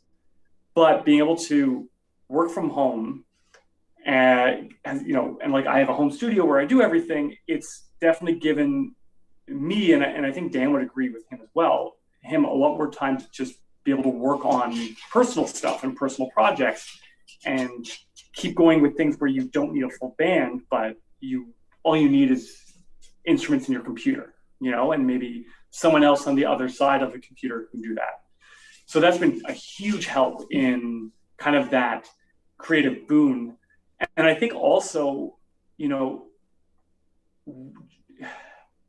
with the pandemic being as awful, absolutely awful as it is, it's kind of, and I for me and a lot of people I know, I think a lot of people, it's really made us reconsider what we value and what's important to us, and kind of through that, creativity really became a big thing in the forefront for me of like, I kind of realized like, I've always been a creative person, but like, I really, really enjoy being a creative person. And I really enjoy the fact that through difficult times and hardships, I can fall back on music. Music's like, I love movies, I love media, I love video games. Music's like the number one thing. Like I'll always have music on. It's the thing that's always been there for me ever since I was a kid. Like I started playing piano when I was 4, and it's just never stopped being there for me. Not just playing, but like music in itself, like the bands that have like been through my highs and my lows, and like helped get through so much stuff. And so in realizing like creativity is so important to me, being a creative person is so important, a part of being who I am, and knowing that like if music's had this huge effect on me throughout my entire life, and then especially now through like through COVID, like helping wrangle with all the like awfulness that it's brought, and it still is. If it's like, if I can be creative, which makes me feel good, and if I can then make music that maybe will make even just one other person feel good, then that's like at least one additional positive thing that I put out into the world. That's like done selfishly because I'm creative, I want to do it anyways, but then also has this additional, on top of bonus. So kind of with, we put out the Gut Void EP, and people were like really jazzed about it. Dan and I were not expecting that. Like when Dan and I, we had a roll band at Diadem, then I left at Diadem, then Diadem went hiatus. Dan and I, like, we have this ongoing, very, very large project that we're hoping to get out this year, but like it's been going on since like, I don't know, 2007, 2008. We have riffs going back to then. And we worked on that in between me living at Diadem in like 2009, 2010, and Gut Void. And other than that, like I had, Wexter's Prime, the one album came out. Dan had a band called Tendrils, which was like kind of like a Primus prog King Crimson-y band. He did stuff with that. But then we're like, hey, like, why don't we do a band just for fun, like a death metal band? We haven't done that. And so we did Gut Void of the EP. People liked it. We're like, oh, whoa, wait a second. Like, people are liking this. This is cool. And then I think that kind of made us say, okay, well, why don't we run with Gut Void? And when we're running with Gut Void, Dan was like, hey, I started this thing, it's grind project called Grotesque Mass. What do you think, Brennan? I'm like, this is great. Put it out. And he put it out, and people really liked it. And I think that kind of lit a fire under each of us of like, wait a second, like, why don't we just like put out a bunch of shit like we want to? Yeah. And like, with Pukewraith, it was like, well, I had a bunch of riffs that were death metal but weren't Gut Voidy. I'm like, well, maybe I'll do something with this. And then, I just found myself with a bunch of songs. And, same with, I think on Dan's side of stuff like Intestinal Hex and like the 1,000 other projects that Dan's part of, including Fumes, it's that same thing. It's like in that time period, we're like, well, we have the time. this is a positive thing, a positive effect on like our mental health as the creators, but also hopefully, helping people enjoy the music as well, and like, bring some positivity throughout this strange time. I think all of that kind of combined like really motivated us to put out a bunch of stuff. Yeah. And I mean, and I'm not gonna lie, like it's addictive putting out stuff and having people like it. Like it's that's not the end goal. The end goal is like get something out, and if people like it, fantastic on top. But the fact that people do, it's like it's such a wonderful feeling, like it's so nice knowing that I was like, I'm gonna put out this thing that's in me. It's a creative thing, and here it is. It's Pukewraith. And because of that, you and I are now talking, and we've been having a fantastic conversation. Like it's there's something extremely connective and powerful about that. Being able to, make something and put it out there, and have someone that you don't know or have any ties to say, this thing that you did, I found it and I like it. Thank you. And it's like, that's so wonderful. Thank you for enjoying it. It's like, it's just incredible. And so there's, that feeds into that need and that addictiveness to be creative. And it's like, okay, well, if people like this, maybe they'll like this other thing. And like, hey, like, through connections of this, I've met other people. And, there's Joss Allen, who is a body science asphyxiation, or body asphyxiation science. Sorry, I got that backwards. Who's an incredible guitarist in the UK, and he's a fan of Pukewraith. And, he asked me to do vocals on his new upcoming project. And it's like, this is amazing. Like, of course, like, and it's so wonderful. Like, now I get to be creative in something else, but through that initial creativity, I got to know this person, and I got to now be involved with them and make something that's coming out. It's that feeling. It's wonderful. It really is. It's such a positive thing to know that, like, I, just like everyone else who has created and put things out that have affected me so much, that, people are enjoying the things I do, which is like, it's just really nice. So I think, again, another rambling, long-winded response, but I think out of all of that summed together is what really helped me to want to get things out. And it just so happened to, these past 2.5, 3 years have really given me the opportunity to really tap into that, get things out. Like the second Wexler's Prime album, I had that completed for a while, but like, I wasn't happy with how it sounded. And then during that time, I'm like, I'm just gonna I need to get this out. And so like, I did, and then that led to just it's not killing off your darlings, but not holding on to things forever and being like, well, it has to be perfect. There's a part of that where it's like, well, let's just get things out, because it's getting them out. It means people are going to hear them. Hopefully they'll enjoy them, and something that's out.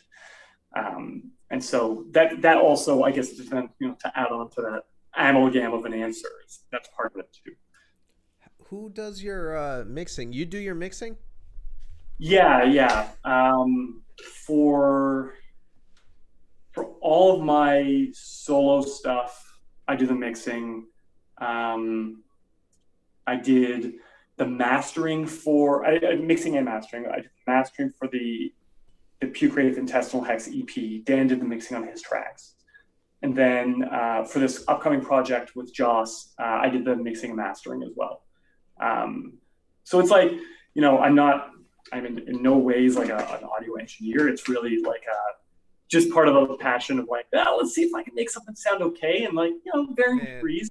How did you figure out how to get the low end right, man? Because that is something I noticed in music that really separates, like, a lot of different mixes. Like, if I can tell if the low end ain't right, you know what I mean? Like, that's when you're like, okay, you guys got it right. I assumed you had, hooked up with somebody that like got that shit together. That's rare to be able to do that type of shit yourself, man.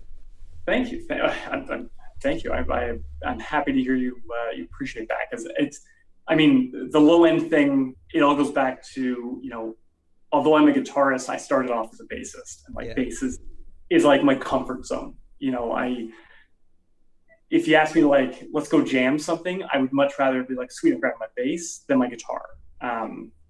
you know, so I think knowing that and knowing that like there's so much, there's no pun intended, depth to the bass in Yeah. mixes. You know, when a bass isn't present, it's like it's totally missing. And again, like Rush, you know, like the bass is so upfront, so present. Geddy Lee, you know, my musical hero.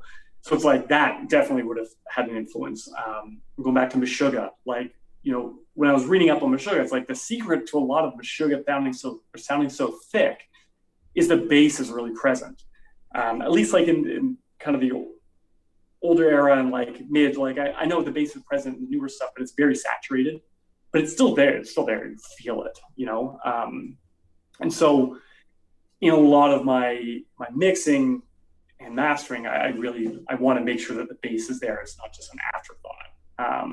You know, because it's like, it's just as important as any other instrument, sometimes even the most important instrument. But that's me as a bassist talking, you know. I agree with you because I remember for years and years I was fucking around with mixing. I've been making music for a long time as well, and like for years I struggle with whenever I'm doing anything with guitar or anything like that. I had struggles with making shit sound full.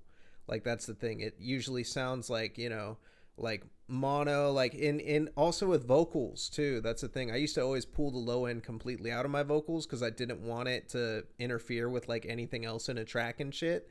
Yep, And yep.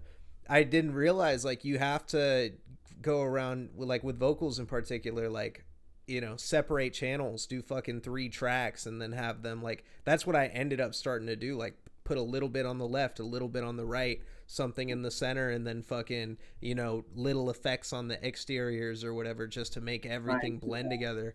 And it's like shit like that is extremely overlooked, man. And I hear a lot of bands where I'm like, fuck, they could be at the next level if they had that low end to make it sound present. You're right. So that's Yeah. fucking funny coming from a bass player. Like that makes hella sense. You're like, all right. Yeah, yeah, no, I appreciate that you appreciate it as well. And yeah, and like sometimes it really is just playing along, not with EQ frequencies, but literally where in the sound field is the thing sitting in the mix, and it can like have a huge effect. You know, and that's, you know, it's a mixing, especially mixing, which I think is the most important thing. Is like it's a constant battle and constant learning. You know, and I hope with everything I do, it's getting better and better. But it's yeah, like things like that, like learning, okay, where are they sitting, not just in the EQ, but like where on the panning are they sitting, like where in the stereo. um I'm finding is like very important, um for that fullness. You ever get your fatigue listening to your own mixes and then you're like, I got this shit, and then you like walk away from it and then you play it again and you're like, oh man, what the fuck happened? Like I gotta fix this. All the time, all the time. There's so like so many times I'll be like, okay, here's like this mix is good, and I'll like listen to it through. I have like some AKG headphones that are great for mixing because they're flat. I'll put it on. I'll be like, this sounds like shit, Yeah. and I'm so mad. And I get so upset. And like usually I'll like rant. I'll like message Dan and rant to him, and he'll make fun of me. And then I'll be like, okay, I'll go back and like get back at it.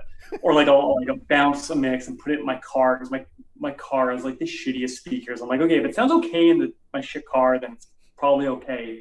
I'll put it in. I'll be like, oh, this still sucks. You know, it's like constant. It's a constant battle. But there's something, I don't know. I both love and I hate it. You know, I really do.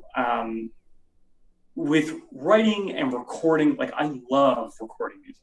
I love the sitting down and like making it work, even if it's like a frustrating riff or whatever, like sitting down and getting it. Because then after, like, oh, sick, this is great. Like I came up with like that harmony, or like I really nailed that. Or especially with like vocals. Vocals are so fun to do. I love doing vocals because it's just like you go and you're like, all right, like what are we gonna do here? Should I do low? Should I do a high thing? How should the pattern be? Like, you know, again, like that storytelling aspect. How do I want it to like convey the lyrics?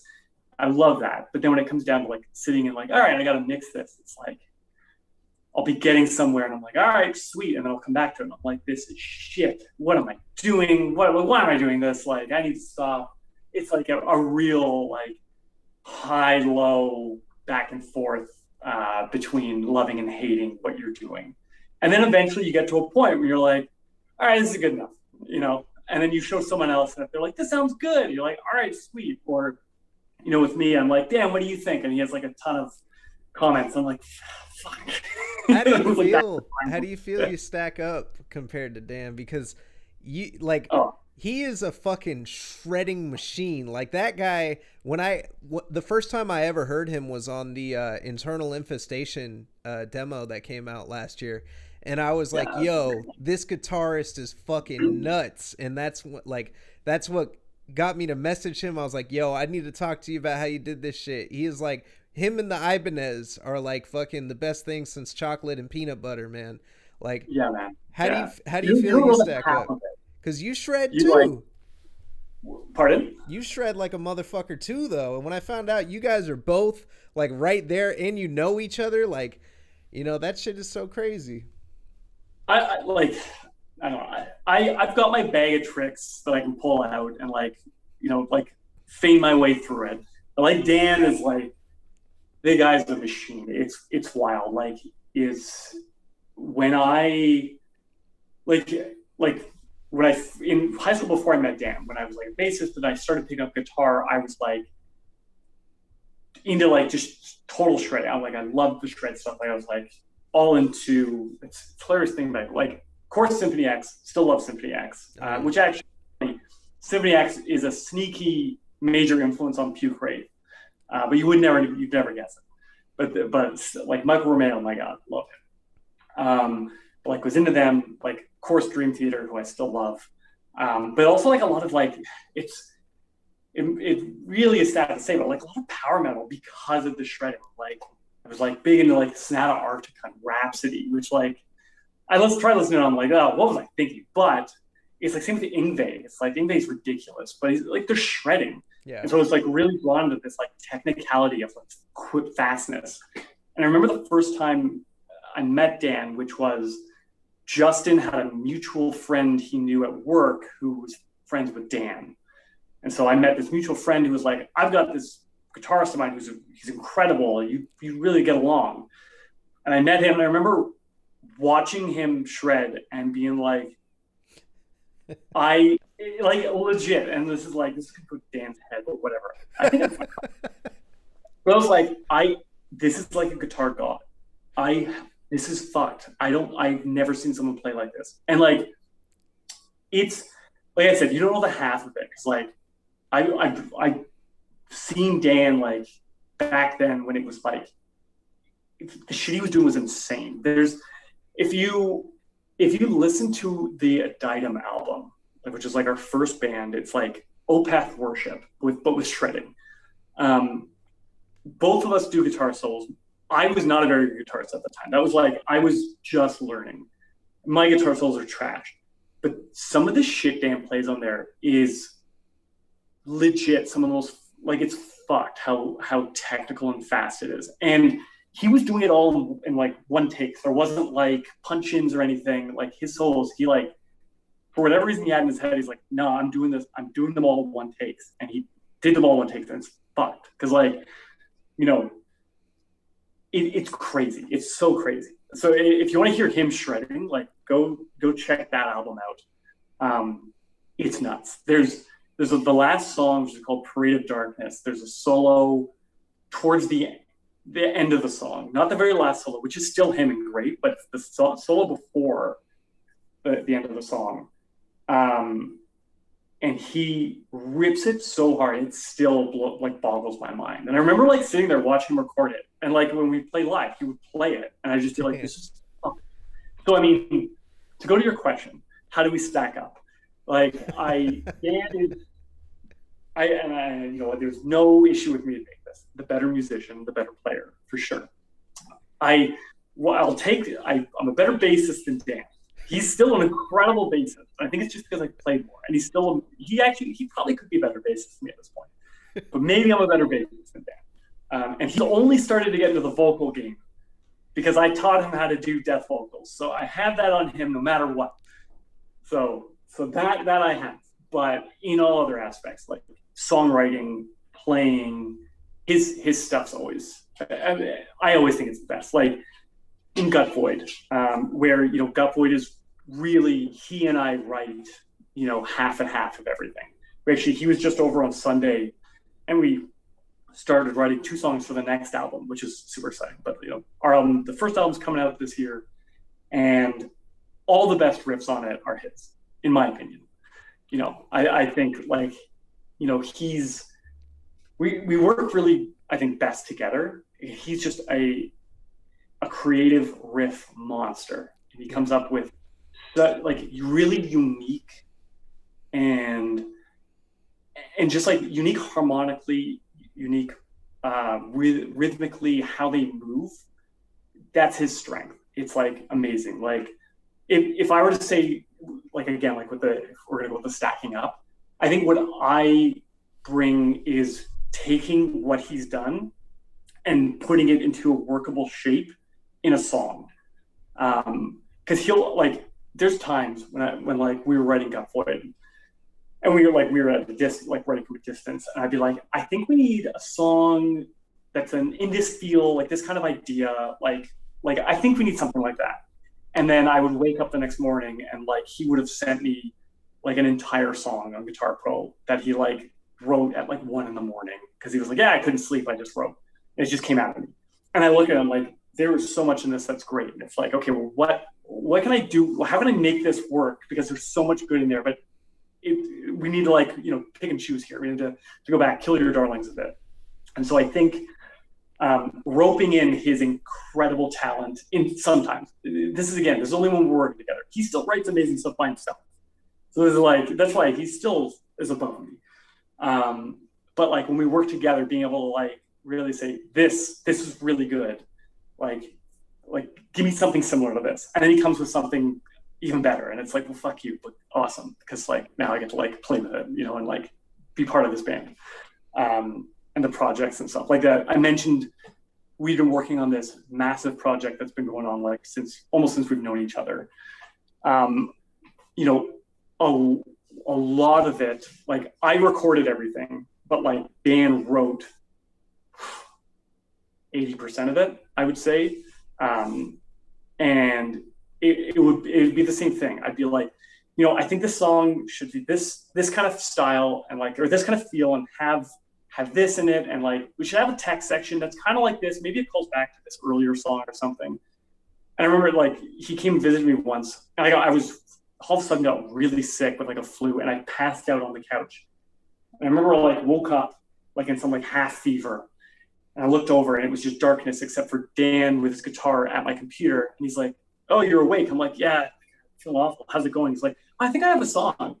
And it was like, you know, an 11-minute song that was exactly what I was hoping for and better. And I remember like he played it for me, and I was like, you know, like shivering and like half sick. I'm like, "You motherfucker, this is incredible." And it's great. That's like, again, Dan, you know what? Dan can never hear this. He can't listen to this. I'm giving him way too much praise. But no, he's really good. He knows I have the utmost respect for him. He's my, like I said, he's a constant collaborator for a reason, because he brings the best out of me. And I like to think I try to bring the best out of him when it comes to musical stuff. Because he's like just such an incredible creator, mentor. Like the reason why I shred on guitar is because of Dan. Like I used to be a shit guitarist, pulling the pick in this weird way. He used to call it the raptor hand. I don't even know how I did it. And then one day I was like, Dan, like just show me, how should I hold the pick? How should I do this? And then he showed me, and I'm like, okay, how can I work? And he like would show me what to do, and like he would give me exercises, and like through learning his like stuff with his music and like him giving me advice and tips, like that's how I got there.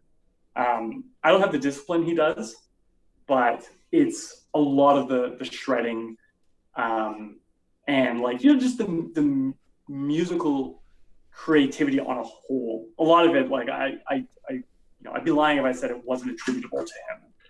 at least in some part. That's a good But friend, man. I remember. yeah, he's like, man, he's family. That guy's a brother. He's not a friend. Yeah, when I was growing up, I had a friend that was really fucking good at guitar, but he used to just like I'd like play a riff for him, and he'd like take the guitar and be like, "Why don't you play like this?" And he'd play it like hella sicker, and then like he would just keep the guitar. Like, oh man, like fuck. Then you're just showing off, Just like made come me on. want to quit, man. I'm like, fuck, Yeah, I'm never be gonna be glad. like that guy. Yeah. Yeah. No, like it's yeah, like you hope when you meet people like that it's the rising tide raises all ships. Straight up. And I'd like to think that, or hope that that's been the case here.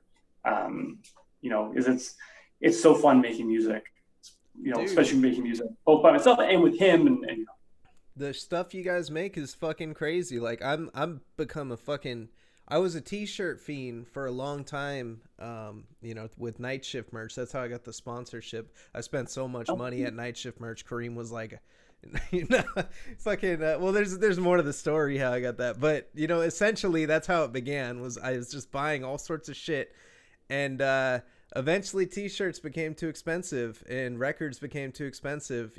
With I got a kid coming. I was telling you about that. So like, yeah, I got yeah, thank you. So fucking. I started buying tapes because they're more affordable, and one of my most anticipated tapes that are coming is gonna be the split, the fucking that you guys did together, and like it's so sick. Like I just can't wait to have it and fucking hold it. I can't remember I think I got the purple one. I know there were two. There was the bile, and I wish I got the bile now that I think about it. Like I don't know. I think the purple was more glossy, so that's why I got it. I think it was like see-through, right? Yeah, it's see-through, and the green is here. I'll grab them. Oh, here. I mean, look, you can't go wrong. They're both amazing. Yeah, dude. Oh, are you wearing a Sanctuarium shirt? Sediment. Oh, okay. Yeah, do you know them? They're a band from Quebec City. No, I got a peep.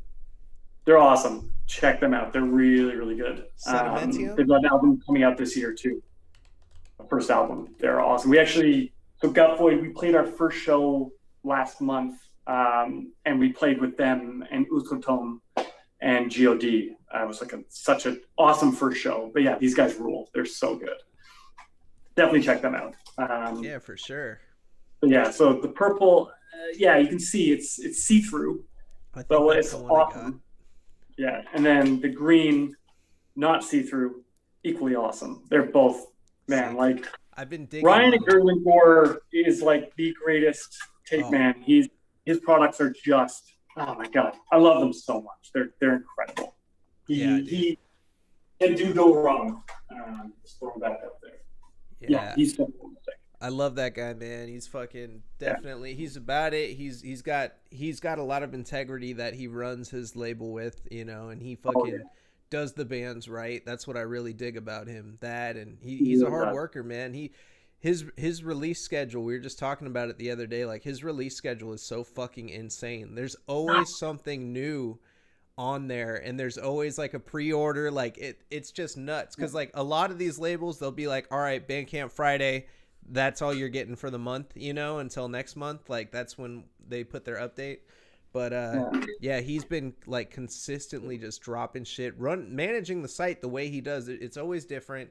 His stuff sells out too. Like I got that, like I said, I stopped buying shirts because they're so expensive, but I had to get the medieval grime shirt that you put out, the vomit armor. That was like, I showed my wife and I was like, is this cool? And she was like, oh, that's hella cool. I'm like, all right, I'm getting it then. Man, great call. It turned out so good. It's hilarious. It makes me laugh so hard. And like, of course, like Nev, again, Gruesome Graphics, bringing that to life, perfect. But huge kudos to Ryan, who came up with the idea. He was like, why don't we do it like Armor? And I was just like, man, this is like incredible. Like it was just such an A+ thought and decision on his part. Like it turned out amazing. But yeah, Ryan's so good. And release schedule, website, amazing guy, integrity. His promos also are just so good. Yeah. So good. I love every time he puts out a promo video, I die laughing. It's always just so well done. And like again, he taps into that like tongue in cheekness of it. Like it's just it's so good. Like I'm yeah, big fan of him. He's fantastic. Yeah, he's brilliant. How did you feel when you were first, you know, introduced to him and like, you know, knew you were gonna be putting out some stuff on Gurgling? Oh man, so thrilled. Like so I knew him because he put out the Fumes Thorn split. Yeah. And I remember talking to Dan. I'm like, man, this tape looks amazing. Like who is this? He's like, oh, he's like Gurgling Gore. He's like, Dan was like, he's amazing. Like, you should talk to him.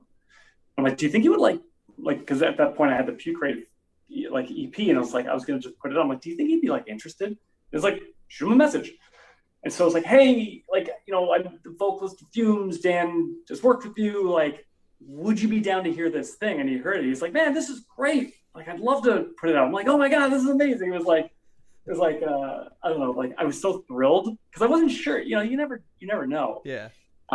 But he was down. I was like, oh, I was like so happy. And then, you know, putting out the EP, like again, the tape turned out so good. That like bile see-through yellow, like it's like I love it, and it's like the layout's great, and like, again, working with him is so amazing. He is like responsive. He is like again like high integrity. He knows what he's doing. He cares about the bands. He wants to make things work.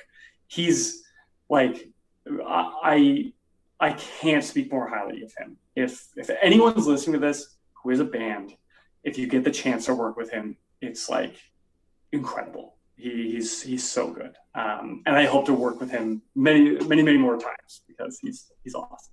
Yeah, it's funny because like I'm good friends with Mike from Warflurch, and Oh, sick. Nice. yeah, when You know, I we have the same birthday. oh really?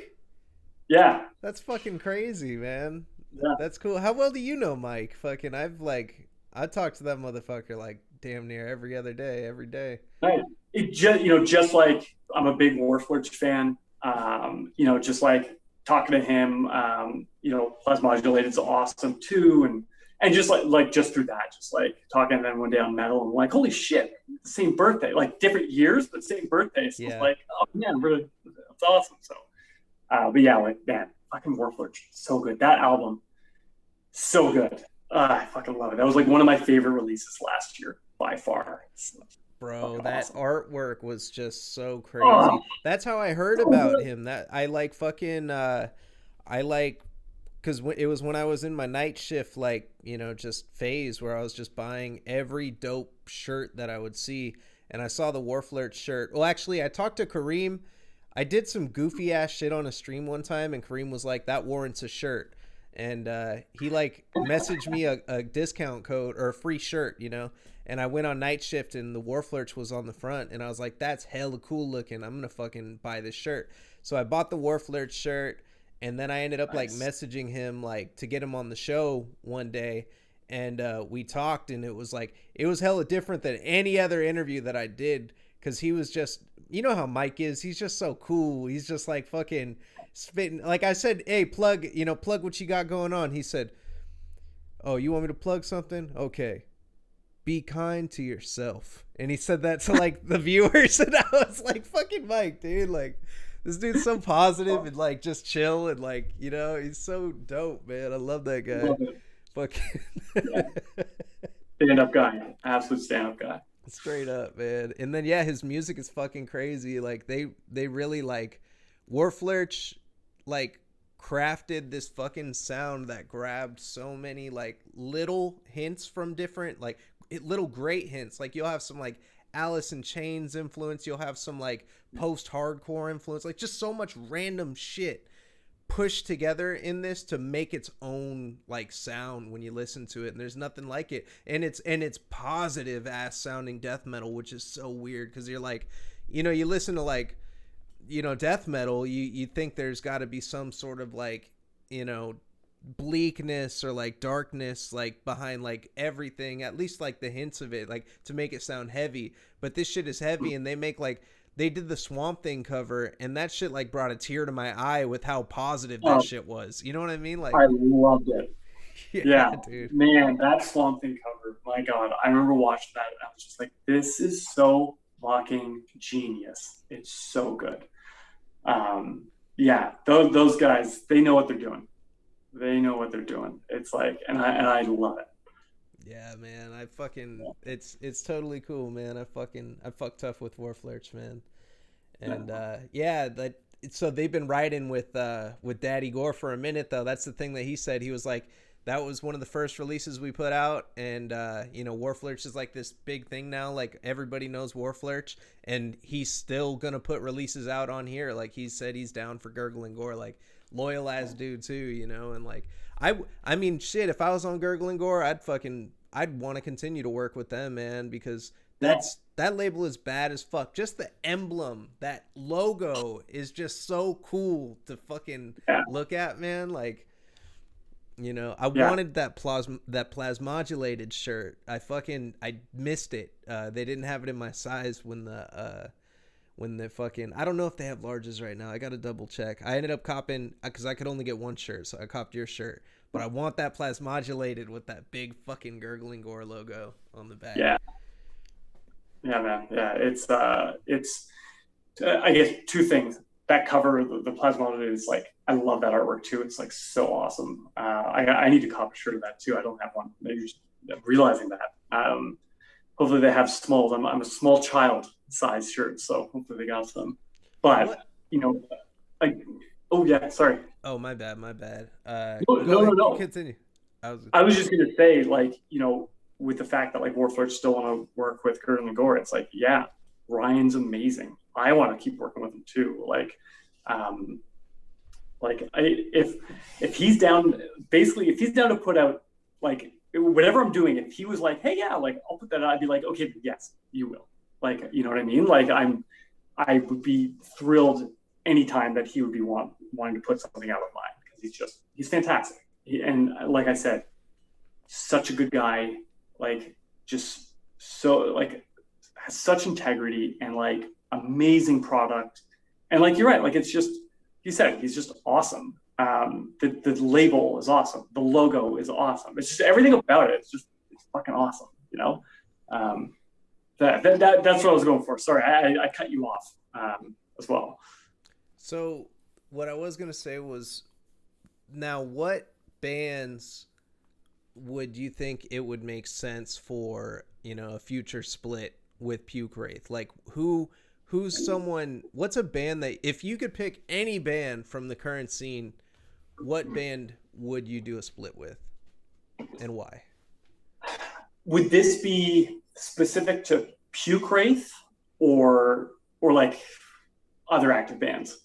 I would say Pukewraith. I would say like Okay. if you're doing like, you know, a upcoming split, because this one with Intestinal Hex just made too much sense. Like it's literally like the way you broke it down, like made hella sense. And then it's you and it's Dan, and it's just like, you know, this shit was inevitable that it was gonna happen. So are there any other bands that would make sense, you know, that you would see Pukewraith doing something with?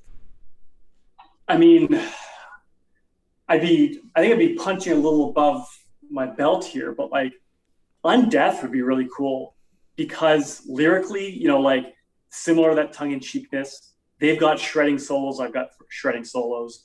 We both have a Cannibal Corpse influence. I think that would be pretty fun.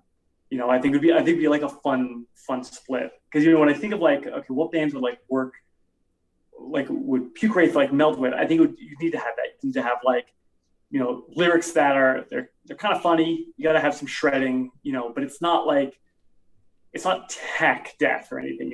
It's technical, obviously, but it's not like it's technical in the sense of like Cannibal Corpse is a technical band. Like they aren't just like chugging the low A, just headbanging. Like they have that, but they also like, man, really tricky stuff.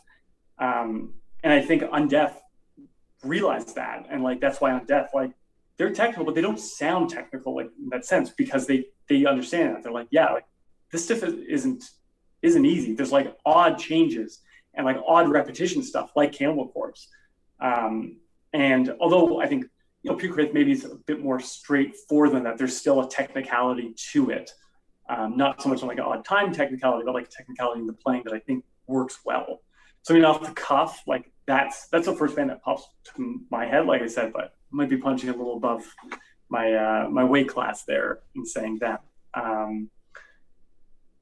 That's the one that pops first off in my mind. I'm trying to think if there's more undergroundy that would make sense. I'm trying to think like underground bands that had that kind of shredding. I'm drawing a blank. I know this is gonna be like an escalator thought. Like we end the I got one band that I think. Oh yeah, who? Yeah.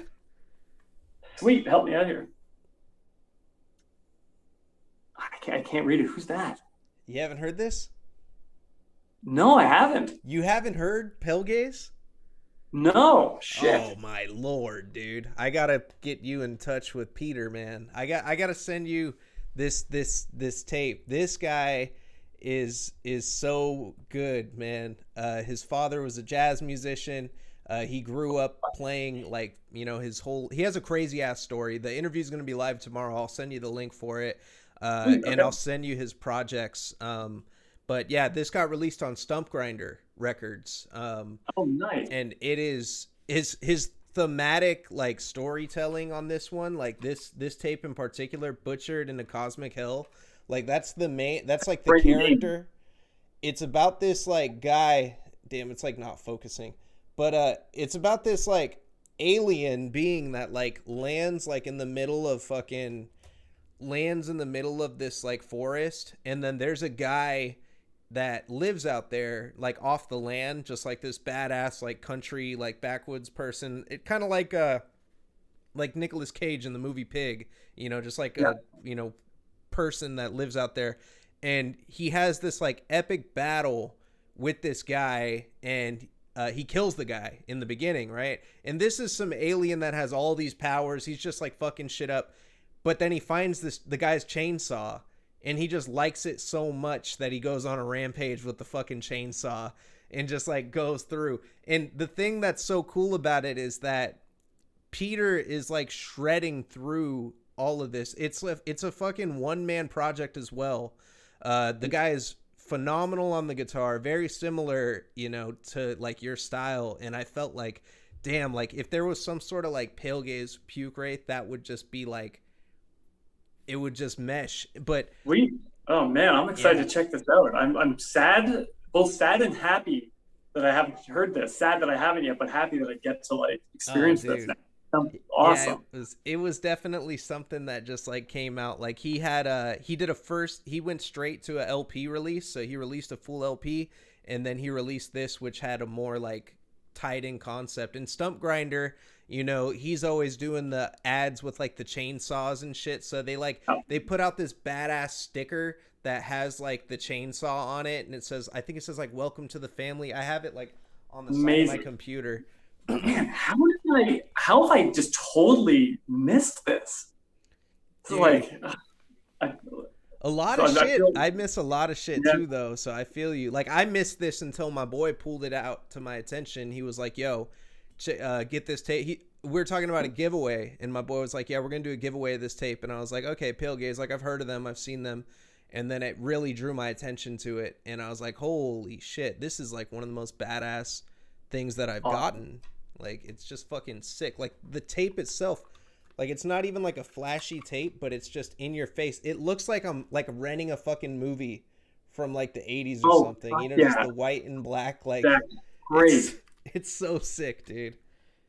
Oh man, okay. I am psyched to check this out. This sounds awesome. Yeah, it's a badass project, man. But yeah, fucking that's a band I think that I personally think, I don't know, my opinion though is kind of ass. I've said a lot of really shitty opinions in the past regarding on like people working with people, but I think a Snuffed on Sight Body Box fucking project would be killer too. I've been telling everybody that. I had Hunter Young on the show the other week, and I'm like, Body Box, Snuffed on Sight, those two, like, come on, that just makes sense. I think you and Pale Gaze would make a great project. And also Great. What you said about Undeath, I 100% agree, because that was my first comparison to the way you do your storytelling and like the way shit is, like how it's like literally like the, you know, it's it's literally in the same vein, like, you know, the way the type of like message that you're trying to convey to a fucking to a listener, you know. I think Hmm. that that is it's definitely in the same vein, dude. And Awesome. yeah. Hey, man, I appreciate you picking up on that and appreciating it, and I appreciate the parallels, and now I get to check out Pelicays. Hey, who knows? Maybe this is the start of an exciting thing in the future. Yeah, dude. He's also in Mutilation Barbecue. You heard of that band? Oh, sweet, yeah. Yeah, they just picked him up as their guitarist, I think, on their newest project. And he's like in Connecticut, but he's like he's making it work. I forgot where those guys are at. I think they're in fuck, I can't Maine. I can't remember. I gotta like look that shit up. That sounds right. But I it could just be like it's like yeah, that sounds right. That I could be totally wrong too. Yeah, I But like. There's a lot of bands that are out right now that I'm really fucking with, man. I like yeah, who is it? I got some that Paranoia Apparition that just came out. The fucking yeah. yeah, Daniel's off the hook. I saw his name on it and I was like, wait, him and Maul and Thorn. I was like, I'm getting this motherfucker like right now, dude. Like that shit was insane. And then it was different too when I heard it. I didn't know what to expect. Like I thought it was just gonna be some heavy ass shit, and I heard it and I was like, whoa, there's some like, you know, really creative sections in here where it like kind of mellows out and it's Yeah. haunting. You know, Yeah, that's a good way. It's haunting. It looks like the cover, or it straight sounds up. like the cover. There we go. Going back to the music and the cover has to work together. I think that's a good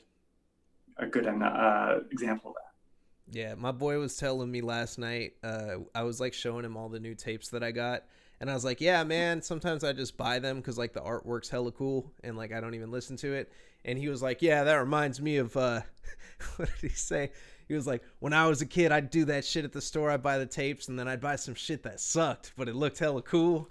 And I'm like, man, it's really rare I come across something I buy that I don't like, you know, with the current scene and like the stuff that I trust the labels a lot, you know. Yeah, I haven't gotten anything that isn't for me necessarily, you know. that's good. And like going back to what you're saying, like right now is like there's such a wealth of creativity and a boom in death metal, and especially like the underground death metal scene as well, which is awesome. But then it definitely opens up the door of like, oh, great, it's just going to be like 90% filth, 10% good. But it really isn't the case. Like it's everything is pretty damn good. Like it's rare that I listen to something I'm like, oh, this is like what's going on here.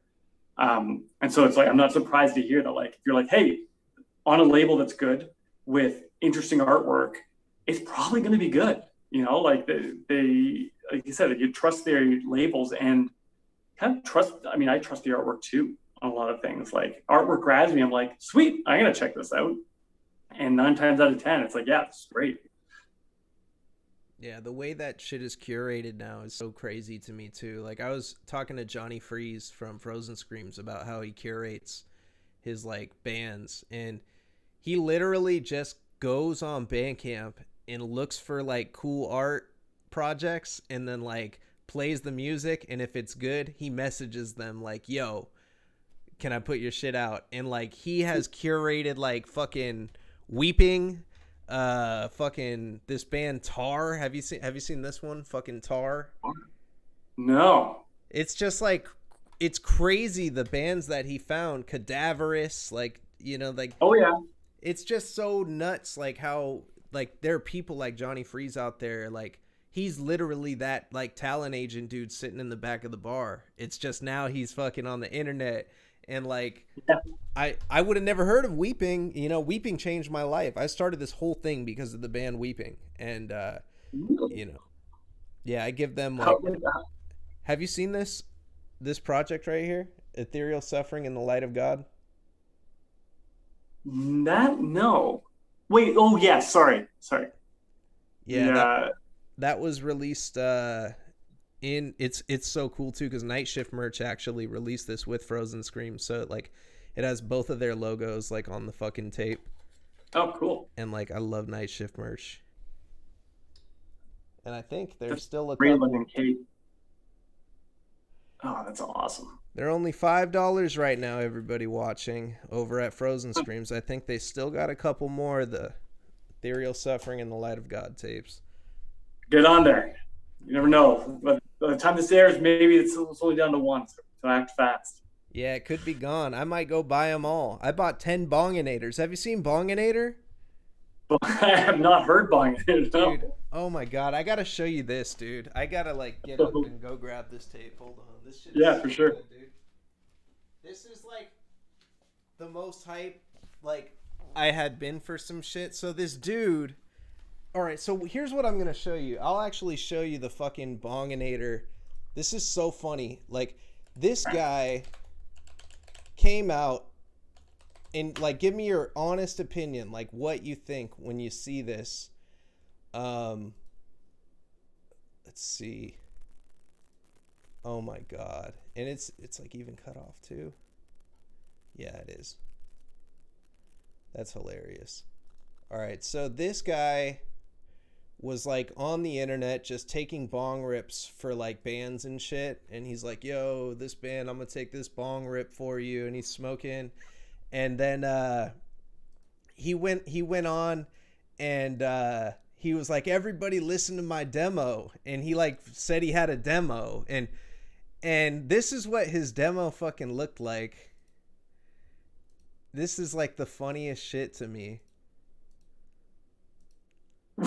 Like this is the demo, Bonginator, and like so you look at that, right, and you're like, okay, Incredible. you're like, I'll listen to it for like a joke, you know what I mean? Like I'll listen to it like in a joking manner, and you click on it, and it's fucking the guy sounds like Corpse Grinder.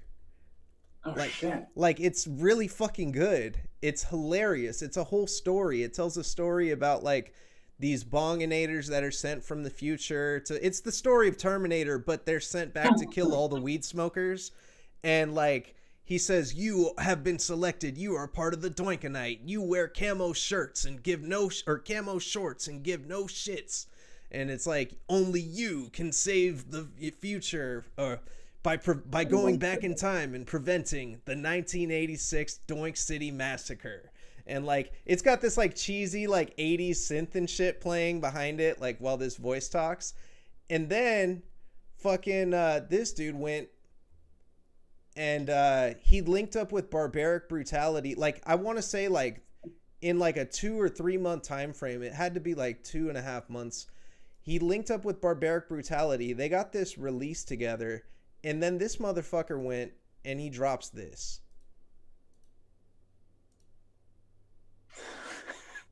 Like, this is incredible. It's like you see the quality jump like from the fucking the trolling like demo, and it's sick as fuck. They put out flags, they put out tapes, fucking they sold out. Everything sold out on the first day. I bought 10 of these fucking tapes because I was just like, dude, like it's so sick. Comes in the sleeve and shit. And then like sick.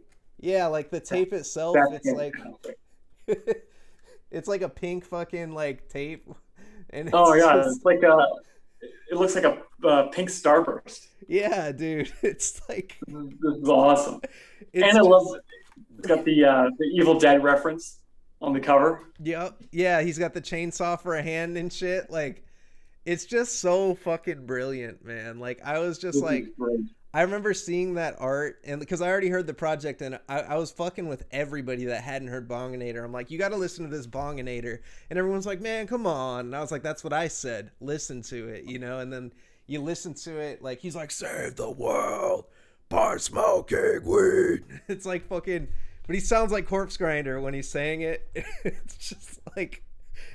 Oh man, it's good. All right, I gotta add this to the list of things. Yeah, And yeah, dude, they sold out. I guess he brought it to Maggot Stomp, like, because he thought he was gonna get on Maggot Stomp. He went and was like, "Here's my shit, here's my demo, here's my idea." I don't know if he had the whole rollout planned, but he like went to Maggot Stomp and they're like, "Nah, this is too silly.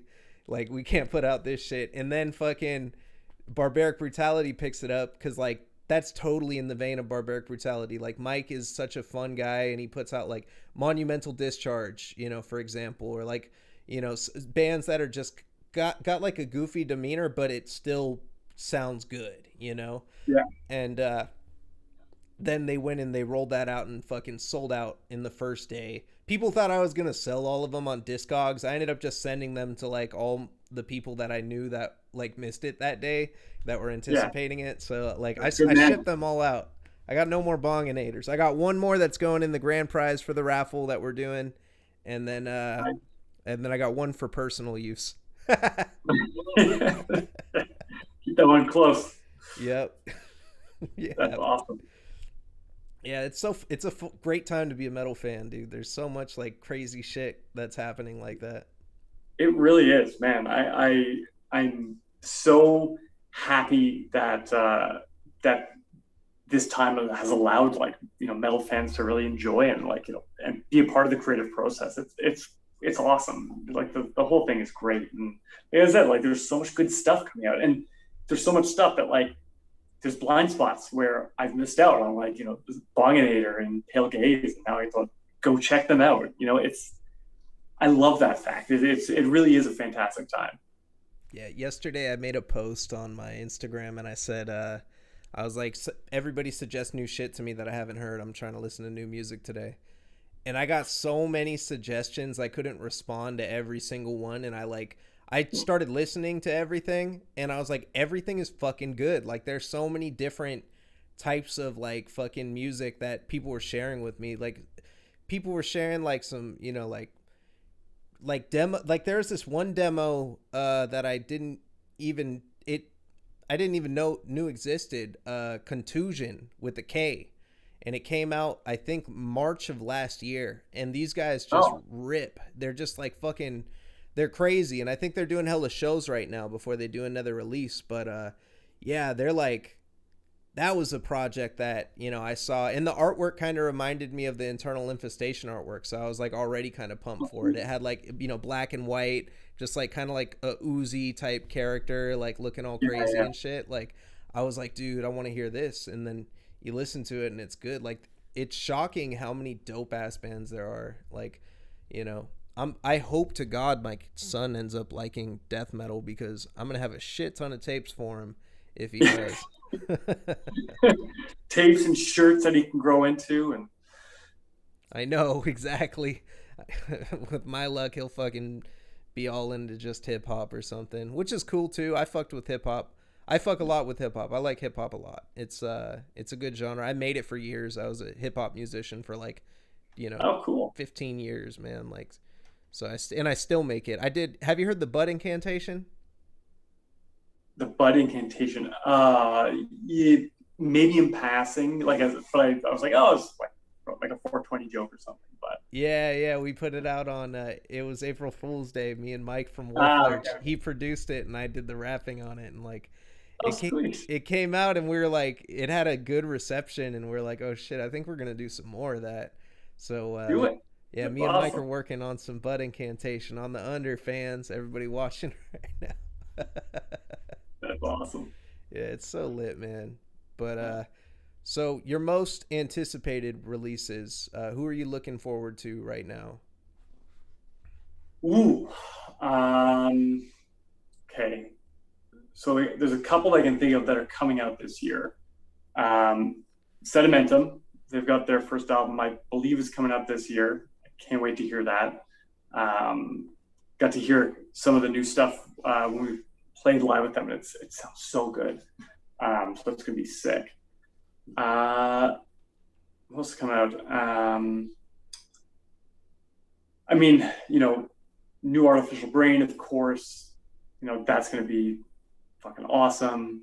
Um, there's no like who knows when, but of bands I can think of that I'm psyched for whenever albums do come out. Like New Crips, I'm a huge Crips fan, and so they're what's the last Cadaver Circulation came out in I think it was 2019, so it must be around. It's time that they put out new albums. That's gonna be sick whenever that comes out. There's some stuff that's dropping soon, like the new Haunter. I heard it today, which is like it's awesome. Let me just check what else. Something else I was dropped today that was really really good, and I'm just blanking on it. There's so much. I don't know how to say this band's name, but Zompantly, $20 skin or $20 spin. $20 skin. Yeah. That I'm excited for. Cosmic Putrefaction. But man, that album's incredible. That dropped today as well. Listen to that, man. That's so good. There's some like non-death metal stuff that I'm really psyched for. Wow. Yeah, like it's really dope on that. The Zompantly. Yeah. It's like really interesting. It's like it looks like low quality, but not low quality. It's really, really neat. Almost like black metal type like artwork, like, but it's not like it's. Yeah, they're really cool. I gotta keep that. Yeah, like if I can throw out non-death metal, Charlie Griffith, who's a guitarist in Haken, he's coming out with a solo album that like the 2 tracks that he's released are fucking awesome. New Haken, I'm looking forward to. I'm sure we're gonna get made fun of for that, but whatever, they're great. Those are the things that like come to mind immediately that I'm really psyched for. I mean, a lot of stuff that I was psyched for has dropped already. Like of course, like New Meshuggah is awesome. Fuck, that album's like incredible. There's the New Suffering. Oh my god, why am I blanking on their name? This is embarrassing. Don't you hate that when you're like, oh, I know this band, but now I can't think of their name? Dude, I hate it when I'm like in my car and I'm trying to figure out what I'm gonna listen to next, and I can't fucking remember the band name, or like it escapes me. I'll think of the band and then I'll forget them like 2 seconds later because like I'll be trying not to crash, and then like fucking I'm like, fuck, wait, what was I gonna listen to? I just wanted to hear that, like Yeah, like come on, what's going on here? Like why is this happening? Desolate Shrine was the band that I was trying to remember, and then it took forever, but their new album's awesome. There's like lots of stuff. Hopefully new Titan Blood soon. Again, like they're kind of like with Crips, like they're ripe for a new album. The Baneful Choir came out, I think also 2019 or 2018. Jesus Christ, that album's so good too. I just got that on vinyl in the mail. It's like one of the best booklets I've ever seen in a vinyl. It's so good. So like, yeah, that's the stuff that like jumps out at me at the moment. I'm sure I'm missing some stuff that like I'm gonna be like, oh my god, why didn't I say that? There's so much. That's the thing. There's just so much. It's hard to really hone in and remember everything. But those are definitely the ones that jump out to me. What was your reaction to the new? Have you heard the whole new Undeath album yet? I have. Yeah, another one that was great. Yeah, really enjoyed that too. Compared to the first album, do you feel like you need to have some more time with it before you can stack it up, or like? Yeah, I think so. Like, I would say it like production wise, it sounds better than the first album. I like the production more.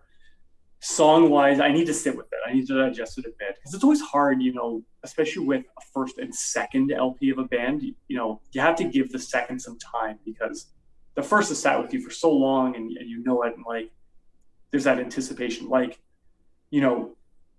Mortiferum or Mortiferum, however you say them. Like, I'm a fucking huge fan of them and love everything they put out.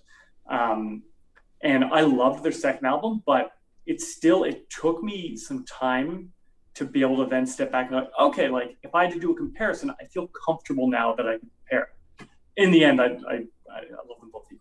They're amazing. Yeah. But you need that time. You need that time to step away and digest. It's so hard to immediately, if you're going to do that comparison, to like jump in and compare, because a second album, the first album comes out, you're like, wow, a band has all the time in the world to make their first album, but they only have so much time to come out with their second. And so sometimes it comes out and it's like there can be an immediate sense of, well, wait, this is different, or this isn't different enough. And you have to stop and say, okay, yes, but let me just take this in as it is. Let me hear it a bunch of times. Let me have it on when I'm not paying attention to it. Let me have it on where I'm like honing in, focusing, and listening to everything. Let it really like organically digest with you, and then you can stop and say, okay, I can take both as they are without relation to one another, and then really start to see like, oh, which one like feels better. I think it's the only fair way you can do that, especially with first and second. If you're like comparing a band's ninth to 10th, whatever, Yeah. you can do a quick assessment. I agree with you because like Black Dahlia Murder. I remember Unhallowed came out and it was really good. And then I remember Miasma came out and I was like, this is like the best thing they've ever made. Like I just thought like they took everything that was good about that album and did it better on this one. Now years later looking back and then even hearing things that like Trevor Stern had said about that album, he said their second album felt kind of robotic, like they were trying to top themselves and they just kind of like Mm-hmm. tried to stick to like a safe formula. And then you have Nocturnal, which is the album that's like everybody's favorite album because that was one where they actually did all the things that they wanted to do with the second album and they did it there. And like it's funny, like you're right, like immediately I was like super into that shit, and then as time went on, like I can more fairly compare it to that first album. And now I would say Unhallowed is the better album if you compare their first two albums. Yeah, yeah, and sometimes it just takes that time. You need to like step away, or like I said, like let it breathe a bit, or let you digest it in a different ways, different mediums, different mindsets. Because I think there can be a lot of built up expectation with respect to second albums, Yeah. because it's like, well, I know the first album and I know like this band, it was great. What's the second one going to be like? And so it can be tough. That's why you got to like, yeah, give it some time, give it some breathing room. Um, Yeah, I so haven't oh, sorry, I'm just gonna let my dog in. oh I'm yeah. also gonna grab my phone charger because I think my phone is it's close. Give me like a minute. I'll be right back. Yeah, absolutely.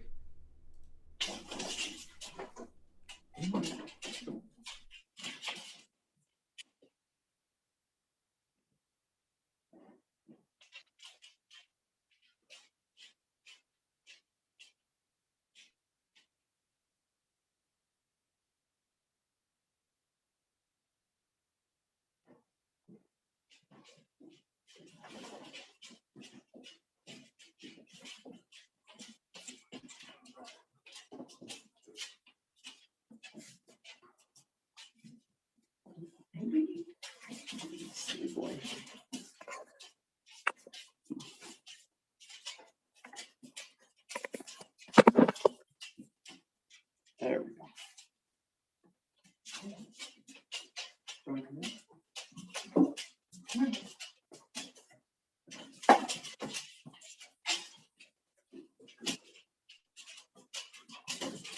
All right. Hey,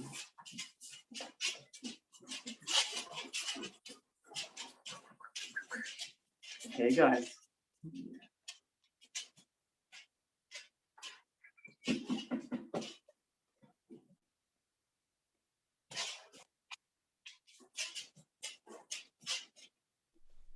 My bad. I was getting a little heartburn. Had to grab some bubbly water. No worries at all. There we go.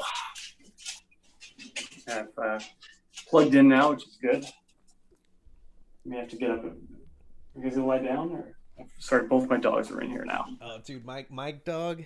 It's so weird because like when I was doing I did this 24-hour stream called the Mayvizzle channel, and we just recorded a whole bunch of different content. I had like 3 different shows. Well, actually, it was probably like, it was basically like I said I want to do MTV, but I want to do it better than MTV does it, like the way they used to do it with actual music videos and good content. Yeah. Oh, sorry. And yeah, I said I wanted to like capture that like old like MTV vibe. So we did this thing, and there was this one bit that we did called it was Hood Slam on Schwag, because I like interview like deathmatch wrestlers, indie wrestlers too on my show. And Awesome. my buddy came over. I set the whole studio up, and my dog was just, he wouldn't leave him alone the entire time. Like, it was his first time coming over to the house. I think probably the second time my dog's ever seen this guy. And Yeah. yeah, my dog just was like sitting there, like crying, scratching on the outside of the door, and you could hear him whining like on one of the videos. So I'm like, all right, I let him in, and then he's like sitting there staring at my friend, and then he's like standing up, like you see him in the background, just like, in front of the green screen, just like he's just like looking up at us, and I'm like, come on, man, I like he love looks it. like a little Toto dog, he's a little guy, so it's hella What's funny. what type of dog is he? He's a half Boston Terrier, half Yorkie, so. Okay, all right. So very big. Oh yeah. It's too much, dude. He's funny, man. He's like, I'd say he's like a cat all the time. Like he literally just like chills under the bed and like puts his little paws, like you just see them sticking out of the edge of the bed, and like he's That's so funny. He cute. sleeps in between me and my wife too, so it's like it's freaking hilarious. Oh, nice, nice. Yeah, I've got 2 German Shepherds. They're way too big for sleep in the bed. Yeah. But Yeah, uh, man. Those dogs are cool. We got a German Shepherd mix. there we go. Uh There's one. The other. Oh, he's sleeping. The other one. yeah, they got You have, oh, energy. you have a second as well. Yeah, so it's actually my brother-in-law's dog. It's like a German Shepherd mix, and we don't know what she's mixed with, but she's still a puppy. She's like 9 months old, so she is Oh yeah. just nonstop. Still doing the jumping. We're trying to get her to like chill out and just like mellow, but she is high energy, always doing something. Like Yeah, I feel you. I've, my younger guy's 10 months, so I feel you. yeah. Yeah, they're cool though once they get trained and mellowed out. Like then it's just like Yeah, just got to run and that energy out of them. that's the thing. Yeah, run it out or train it out. Just keep them interested. It's like thankfully we have the 2 of them because like a lot of his energy is just spent chewing on her face.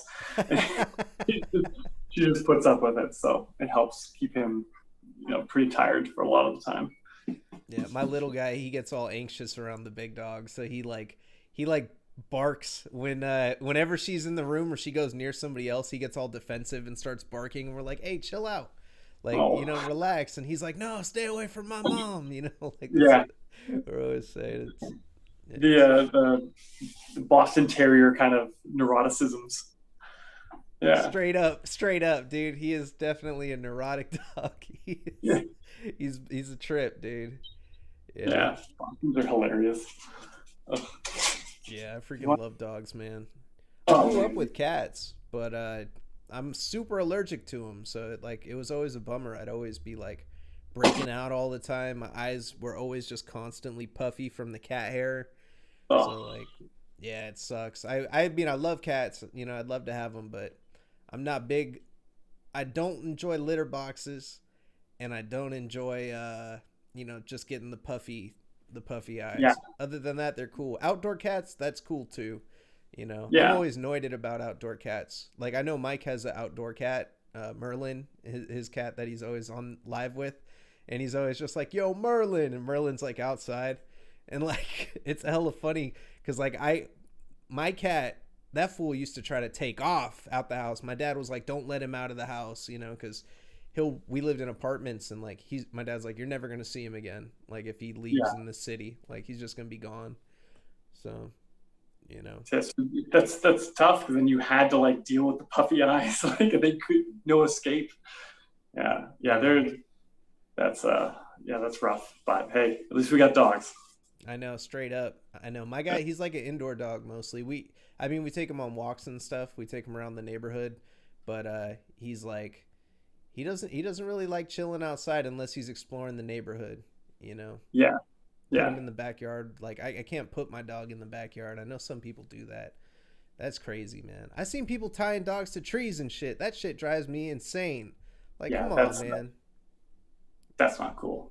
Yeah, dude. That's not cool at all. Yeah. We can't do that. Like, they're out in the backyard for, when they want to go out, and then they're back in when they want to come back in. Like, it's you don't get a dog to just leave it somewhere. Exactly, dude. Yeah, it's crazy. I lived in a really bad neighborhood where there was a lot of that. Just like, people get dogs and treat them like they're security devices and shit. Just like put them in the front yard behind the gates and shit. And it's like, man, that's fucked up. Like, you get a dog because it's your friend. You get a dog for companionship. Exactly. Not as a tool. Yeah. That's the exact way we feel. Like, they're our kids. Exactly. They're not. Here you get to. I just gotta let them out to go to the bathroom before bed, so you get to follow me if you don't mind. Right on. Hey, man, as long as I'm not going to your bathroom, because fucking, you'd be surprised. I've had like 2 guests do that to me. They're standing there like with the camera hella close to their face. I'm like, yo, are you peeing right now? And they're like, no. No worries about that. No worries about that at all. Yeah.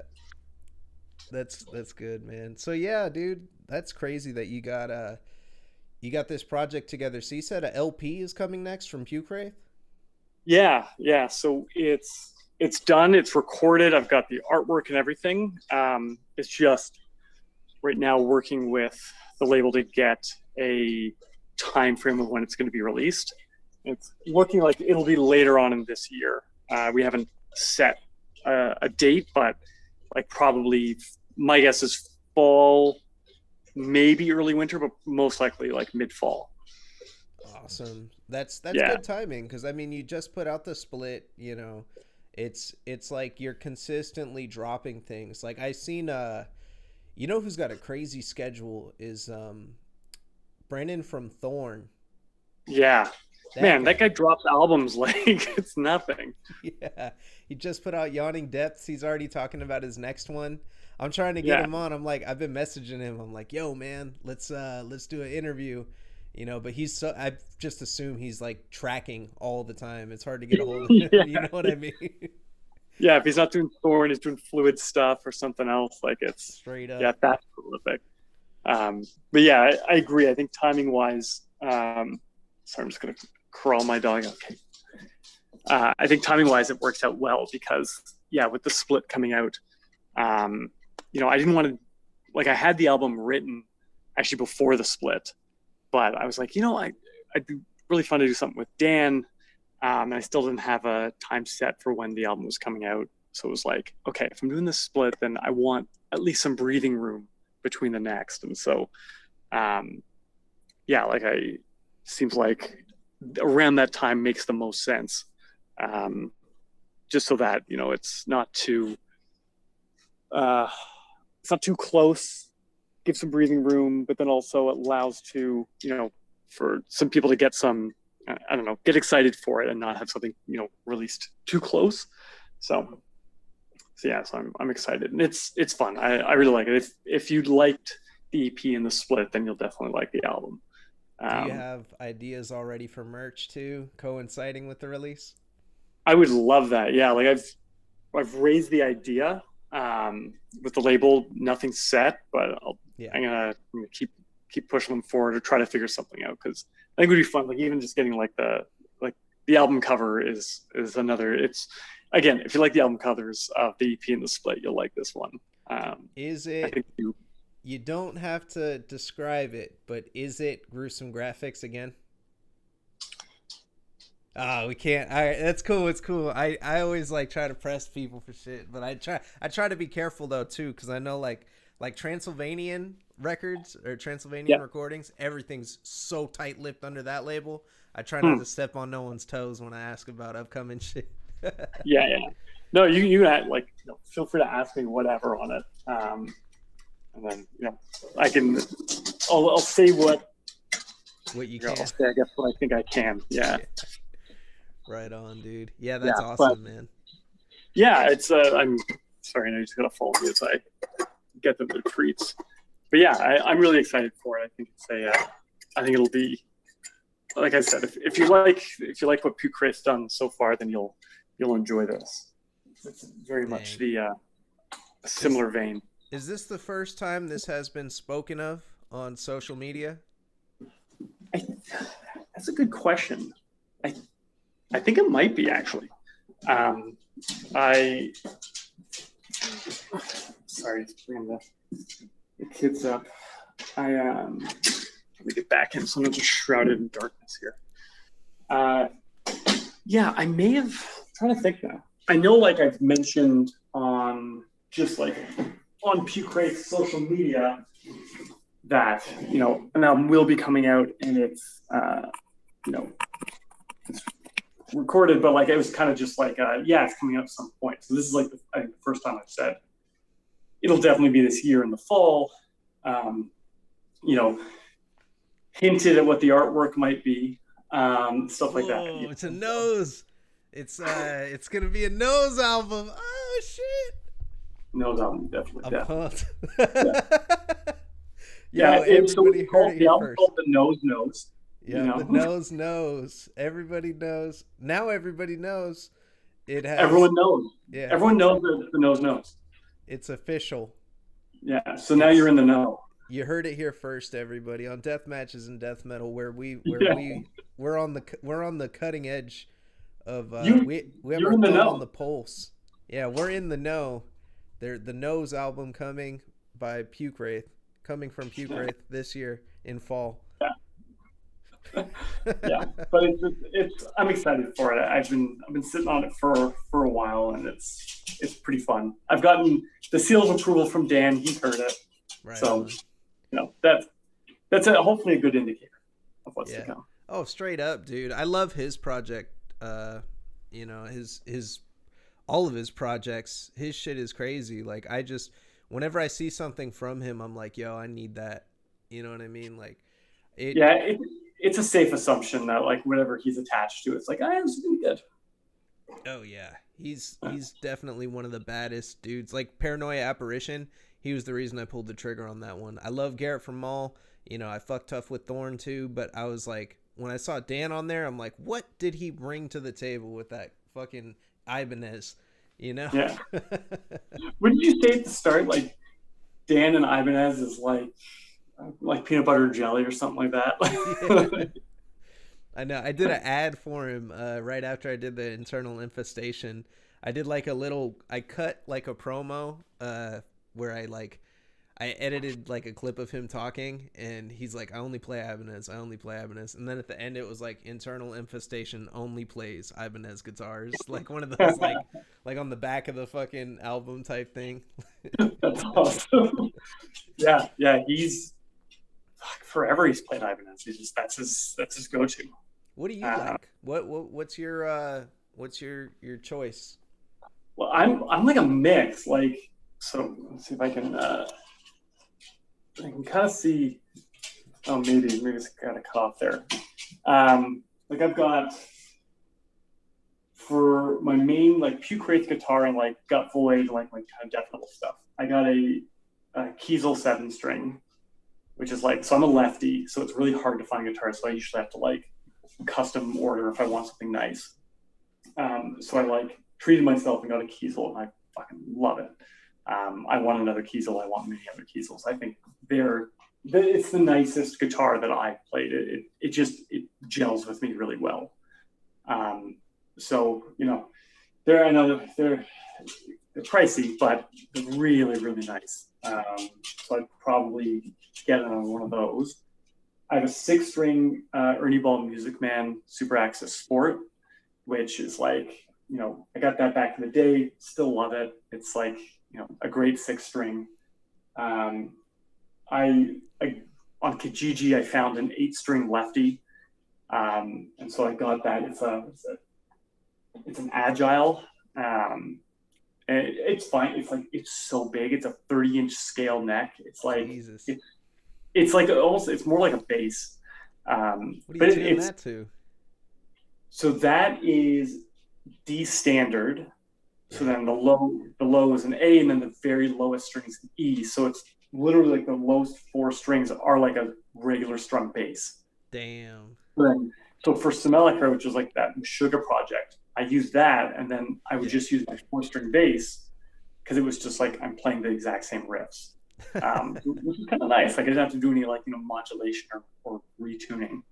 And then yeah, bass wise, there's a guy here in Toronto named Vadim Rubstov, who does custom basses, and I have two custom basses from his that are like, man, they're so good. Like my a four string fretted that is like a low end for him that I got like back in like 2000. Yeah. And it's still so great. Sorry, I'm just gonna let my dog back in. Um, and then I have a five string fretless from him, which is like my main bass. Like that's on the Pukewraith stuff.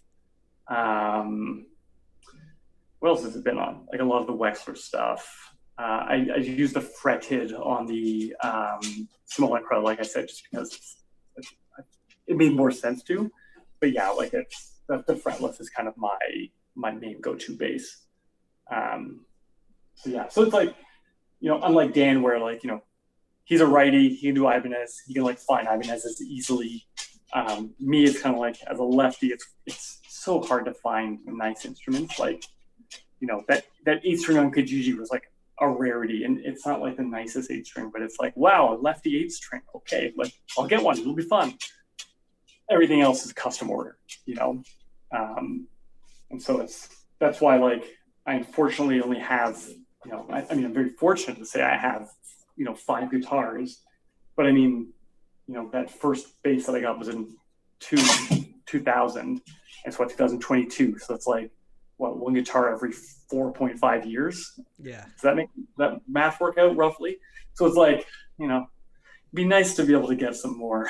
I'd love a second seven string with like some different wood active pickups, like just something a little different. But yeah, so again, another rambling long answer, but to your question, it's kind of like a mix of stuff. But Pukewraith Rise, I've got a Kiesel and then the Vadim fretless. Damn. And for, what tuning is that for Pukewraith? Pukewraith, it's like D standard. D standard. So, okay. So the lowest string is an A string. Okay. Yeah, which is, yeah. So same as like gut voice in that tuning. Wexler's was like D standard drop C, so it was on the sixth string, and then I also did a couple tracks which were like drop A, so it's like the low string was an A, but then the next string up was a G. Does that make sense? F C G, yeah. So like that's a little weird one, but yeah, like generally it's like kind of the D standard, and then kind of however the strings are kind of works with that generally. And again, I owe that because Symphony X, they're D standard, and I back in the day I was like, oh cool, like a little heavier than standard, and they play that, so I'm going to do that. And that's kind of where that came from, and I've just kind of stuck with that ever since. Yeah, D standard's a cool tuning. I used to fuck with it when I heard. You remember the Sword? The Sword, yeah. They're like D, I think, for like most of their early couple albums, and like I used to like tune to that just so I could play their shit along to it. Like they're fucking, yeah. That's a cool tuning.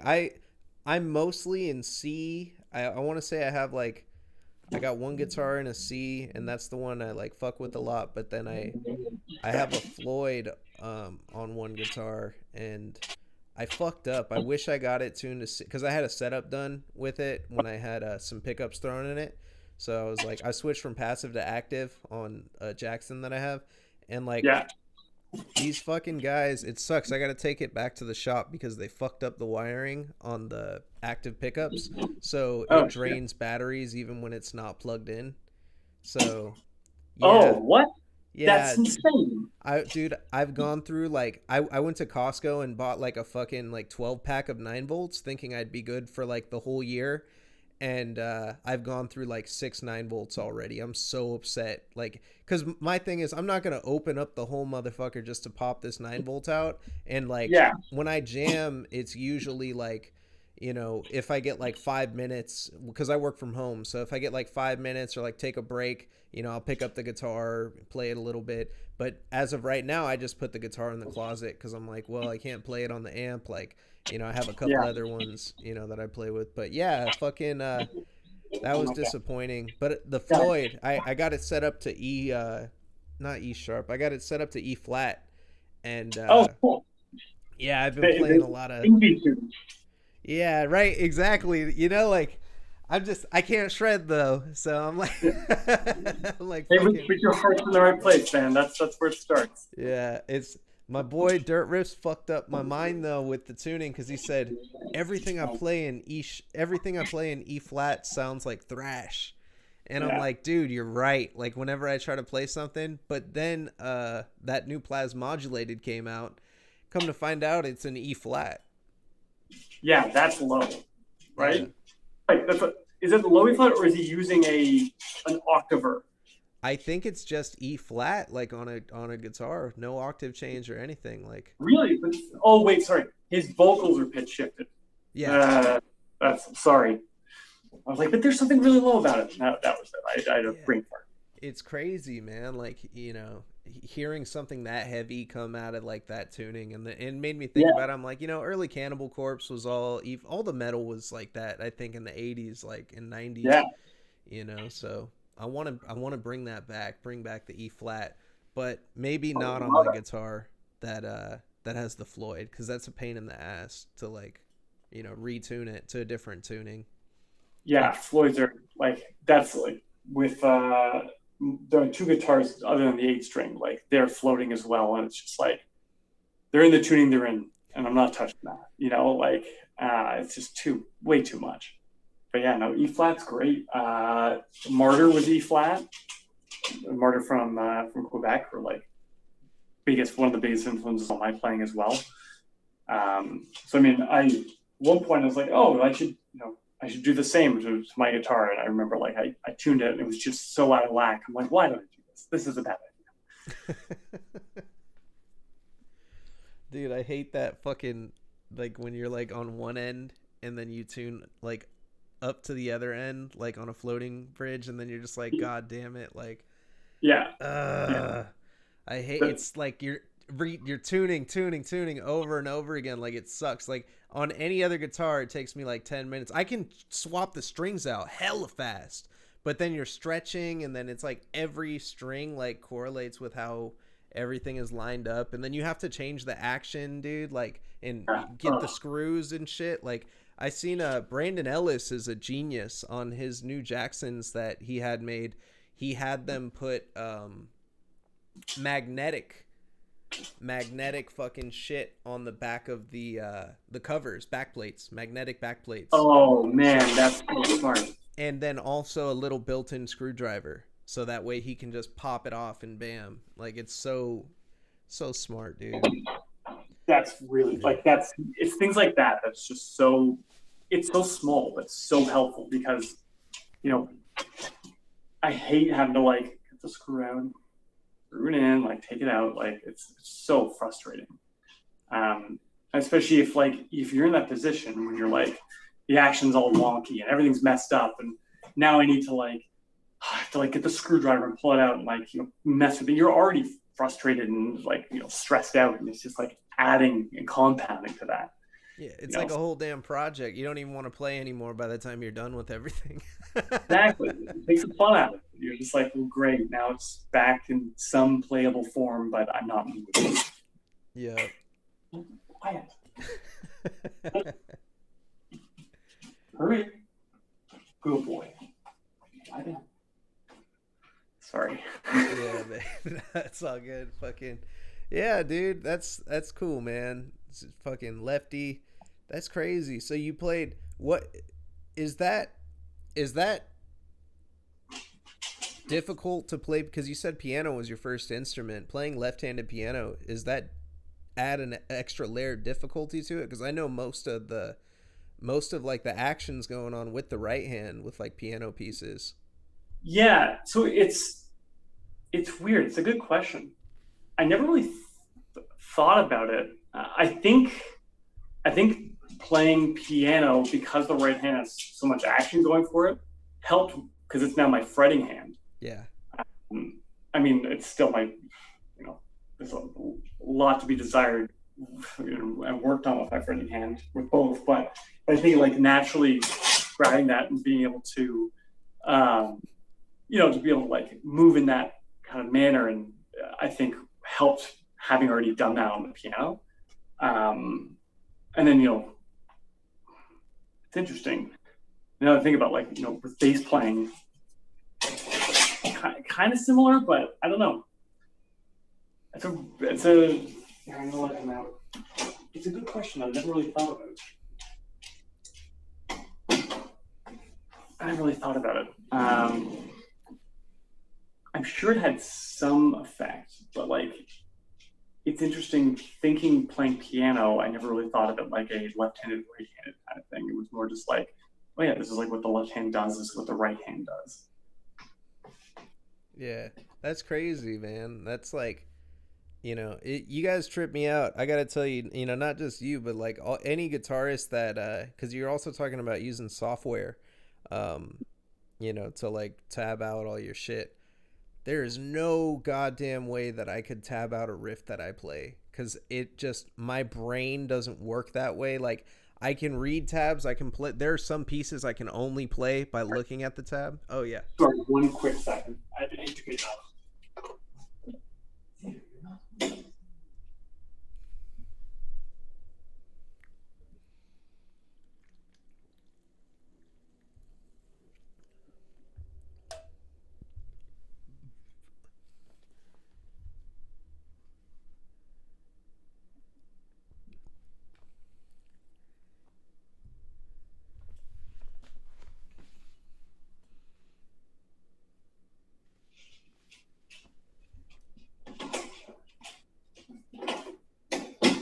Sorry about that.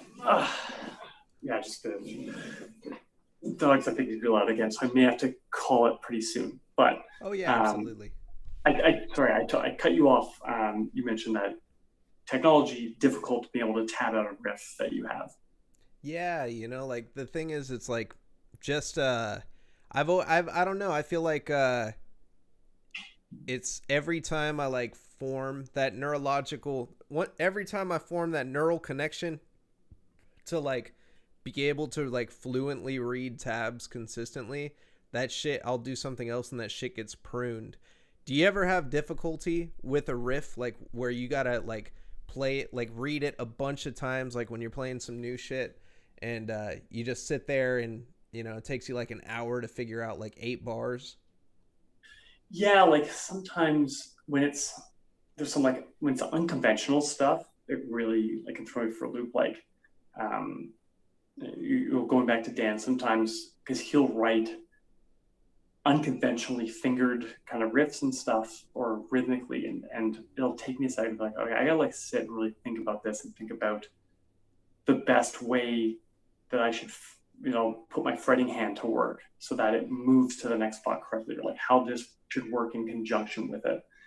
And sometimes like that, I need to sit down and like really like break it down and figure it out. And it's only like playing it a bunch, and then I realize, oh, wait a second, if I just put this finger here, then it sets me up for that. Like, oh, now I see like probably how he wrote this riff, and it kind of like clicks. But you know, it's just sometimes it's just like it's a matter of just taking your time and looking at it, and then you're like, oh, okay, all right, I got it now. And then sometimes, surprisingly, a riff just like will like come no problem, whether it's like learning it or like I'm like, oh, this riff, and then I just write it out. It's like, oh, wow, that worked out. It's hit or miss. I think working with Guitar Pro for so long has helped. Has really helped with that. But it's still like I feel sometimes you're just like banging your head against a wall with a riff. you know, it's I mean, but it's kind of like going back to that mixing mastering thing. It's the nature of the beast. sometimes it's like, this is going great. And other times you're like, I need to step away and just take a second. Is is there anything that you specifically avoid or would like to tell other people that write riffs, like things that you would avoid in death metal, like things that do not belong in death metal that you're like, yo, you don't play this kind of shit. You don't jump from here to here when you're making Yeah. death metal, or like any rules that you have set for yourself with riff making to be that consistent, you're pumping out that consistent type of shit that all sounds that one way, like. Yeah. That's like, you know, I don't know if I get a blanket statement that something shouldn't be in there, because like, I'm surprised sometimes when I hear something like, wow, I wouldn't expect that to fit, and it does. Um, you know, I've heard a story that like Dimebag would write, he wouldn't like think about it. He'd be like, does it sound good? It sounds good. Cool. And there we go. I think a lot of the times you just kind of go with that. Like, does this sound like you're writing death metal? Does it sound like death metal? Does it make sense? Pukewraith kind of came about from riffs I wrote for Gut Void that just didn't sound like they fit with Gut Void, but I still thought they were cool. So I was like, oh, well, like maybe it fits more in this. But, you know, as long as it fits and makes sense and it is sticking with the style that you're wanting to convey, then go for it. There's definitely styles of music and metal and guitar playing that I don't like, that I'm like, I'm not a fan of this. I don't like how it sounds.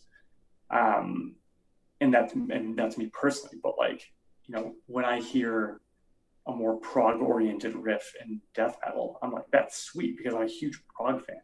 Like if I heard like, if say keyboards popped in somewhere that weren't just like atmosphere, but like a keyboard line, I'd be like, that's sweet. That's playing to like my thing. But some people would be like, fucking keyboards, that's not death metal. Get the fuck out of here. And it's totally fair. Totally fair. I think it really is. I think it just depends on, you know, what are you trying to convey in the music? Like what's the vibe? What's the end result stylistically that you're going for? And be open to deviate, be open to like throw in other influences, but keep that in mind. And if something doesn't quite sound right, maybe you save it for something else. Or maybe, you got to kill your darlings and get rid of that neat riff that is cool, but it just doesn't quite fit. And I think don't be afraid to think and rework and change and kind of go with that, because like it's happening all the time, like constantly thinking about riffs and changing them and modifying them to make it work, because in the end it's like, unless you're doing a free form performance or like improvisation, you're trying to make like a well thought out curated product. And so take your time with it and like do that thinking, do that mulling, let things digest and sit, get rid of things if they don't make sense. Maybe they'll be used elsewhere, or maybe you just never use them. And it's, it's the sad reality of like, everyone has like, that riff bin of cool riffs, but like they just didn't find space anywhere. So if there's stuff in metal that I think should never be in it, I mean, me personally, yeah, there's stuff I'm like, I don't want to hear that. But other people are like all for it, you know? And so it's like, who am I to say? But I think for a creator, know what you're hoping to kind of, what the end goal is, and just work on that. And at the very end, if you're like, is this achieving that? Then I think you're doing pretty good. Damn. Yo, you need to do a workshop, brother. That's fucking the best possible answer to that question that I had never asked that question before. It never dawned on me to ask that question, but like literally, like you just trip me out, man, with the way that I approach my shit. And I'm like, fuck, everybody needs to see this. I need to clip that and like put that Awesome. out. That Yeah, that was wow. That's so crazy, dude. Thank you so much for that insightful ass answer. Holy fuck. Thanks for asking, and appreciate it. Yeah, feel free to clip it. I appreciate that. Thank you. Yeah, man. So I guess we'll wrap up. It is getting late. It's about midnight where you're at. Yeah. What you know, anything you want to tell the kids before you leave? We know that the Nose album is coming out in fall. What what else do we got going on? Yeah, Gut Void's first album coming out, looking like the fall as well. That's coming out on Blood Harvest. Really psyched for that. You know, an album that I'm very happy with and very proud of. I think Dan would agree. I think people are really gonna enjoy that, especially if you've liked the other Gut Void stuff we put out. Look out for Alucard, which is the Joss Allen project. You're putting that out? You're on that? Yeah. I did the vocals and the mixing and mastering. Dude, I'm so juiced for that. I'm a huge Castlevania fucking geek, Oh, bro. sweet. I love Castlevania. That is so lit, dude. Oh my, how the fuck did I not know that? I've been following that. Like, I've been looking at I've seen the posts on Twitter about it, and I was like, this has to happen. Like, holy shit. Awesome. Oh, that's good. Well, I hope you like it. It was a lot of fun. I think it's wicked. I'm excited to get that out. I don't know when that's coming out, but I think it's going to be soonish. So you know, Joss is the mastermind behind that. So just keep an eye on the Alucard stuff, and that'll be coming out. There's a Fumes 4-way split coming out. I know Gurgling Gore is putting out a cassette on that, but I don't know if there's any other release details. And that's about everything, right now. So yeah, but yeah. Yeah, man, it's absolute pleasure having you on the show. I'm like seriously honored to finally get you on here, man. Like I said, ever since I seen you doing that video, I was like, this dude is a master of his craft. And then I seen the connection because Daniel mentioned you when we were talking, you know, on the interview, and then I like saw who you were and saw the other projects you're working on too, and I was like, holy shit. Like, we got two badass guitarists out here working, pumping out crazy shit. Put out one of the coolest splits I think that I've seen, you know, recently. Like, that shit's burned in my brain. I can't wait to get it. I'm checking my tracking in every day, you know, for this split. Everybody go pick that up. I think there's still some on Gurgling Gore, www.gurglinggore.com. Links will be underneath. Listen to Pukewraith, listen to Gut Void, listen to fucking every project you got. You also got Fumes too as well. So listen to Fumes. Listen. Are you still in Soul Devourment? You still working with Soul Devourment? I am. Fuck, they're gonna kill me. I'm still doing bass in Soul Devourment. We have a split coming out soon, so keep your eye on that as well. Right on. So Soul Devourment split coming soon too. I'll put all the links underneath. You got to listen to this man's tunes and take his advice with writing, because that is very brilliant. You know, everything you brought to the table tonight in this interview. Thank you so much, sir. Night Shift merch, Deathmatch Worldwide. Thank you, Mr. Brendan Dean, ladies and gentlemen. Thank you so much. Thank you for having me. I got to do the Dumbledore clap. I was like, I seen him do that in the movie, and I was like, I got to clap like Dumbledore.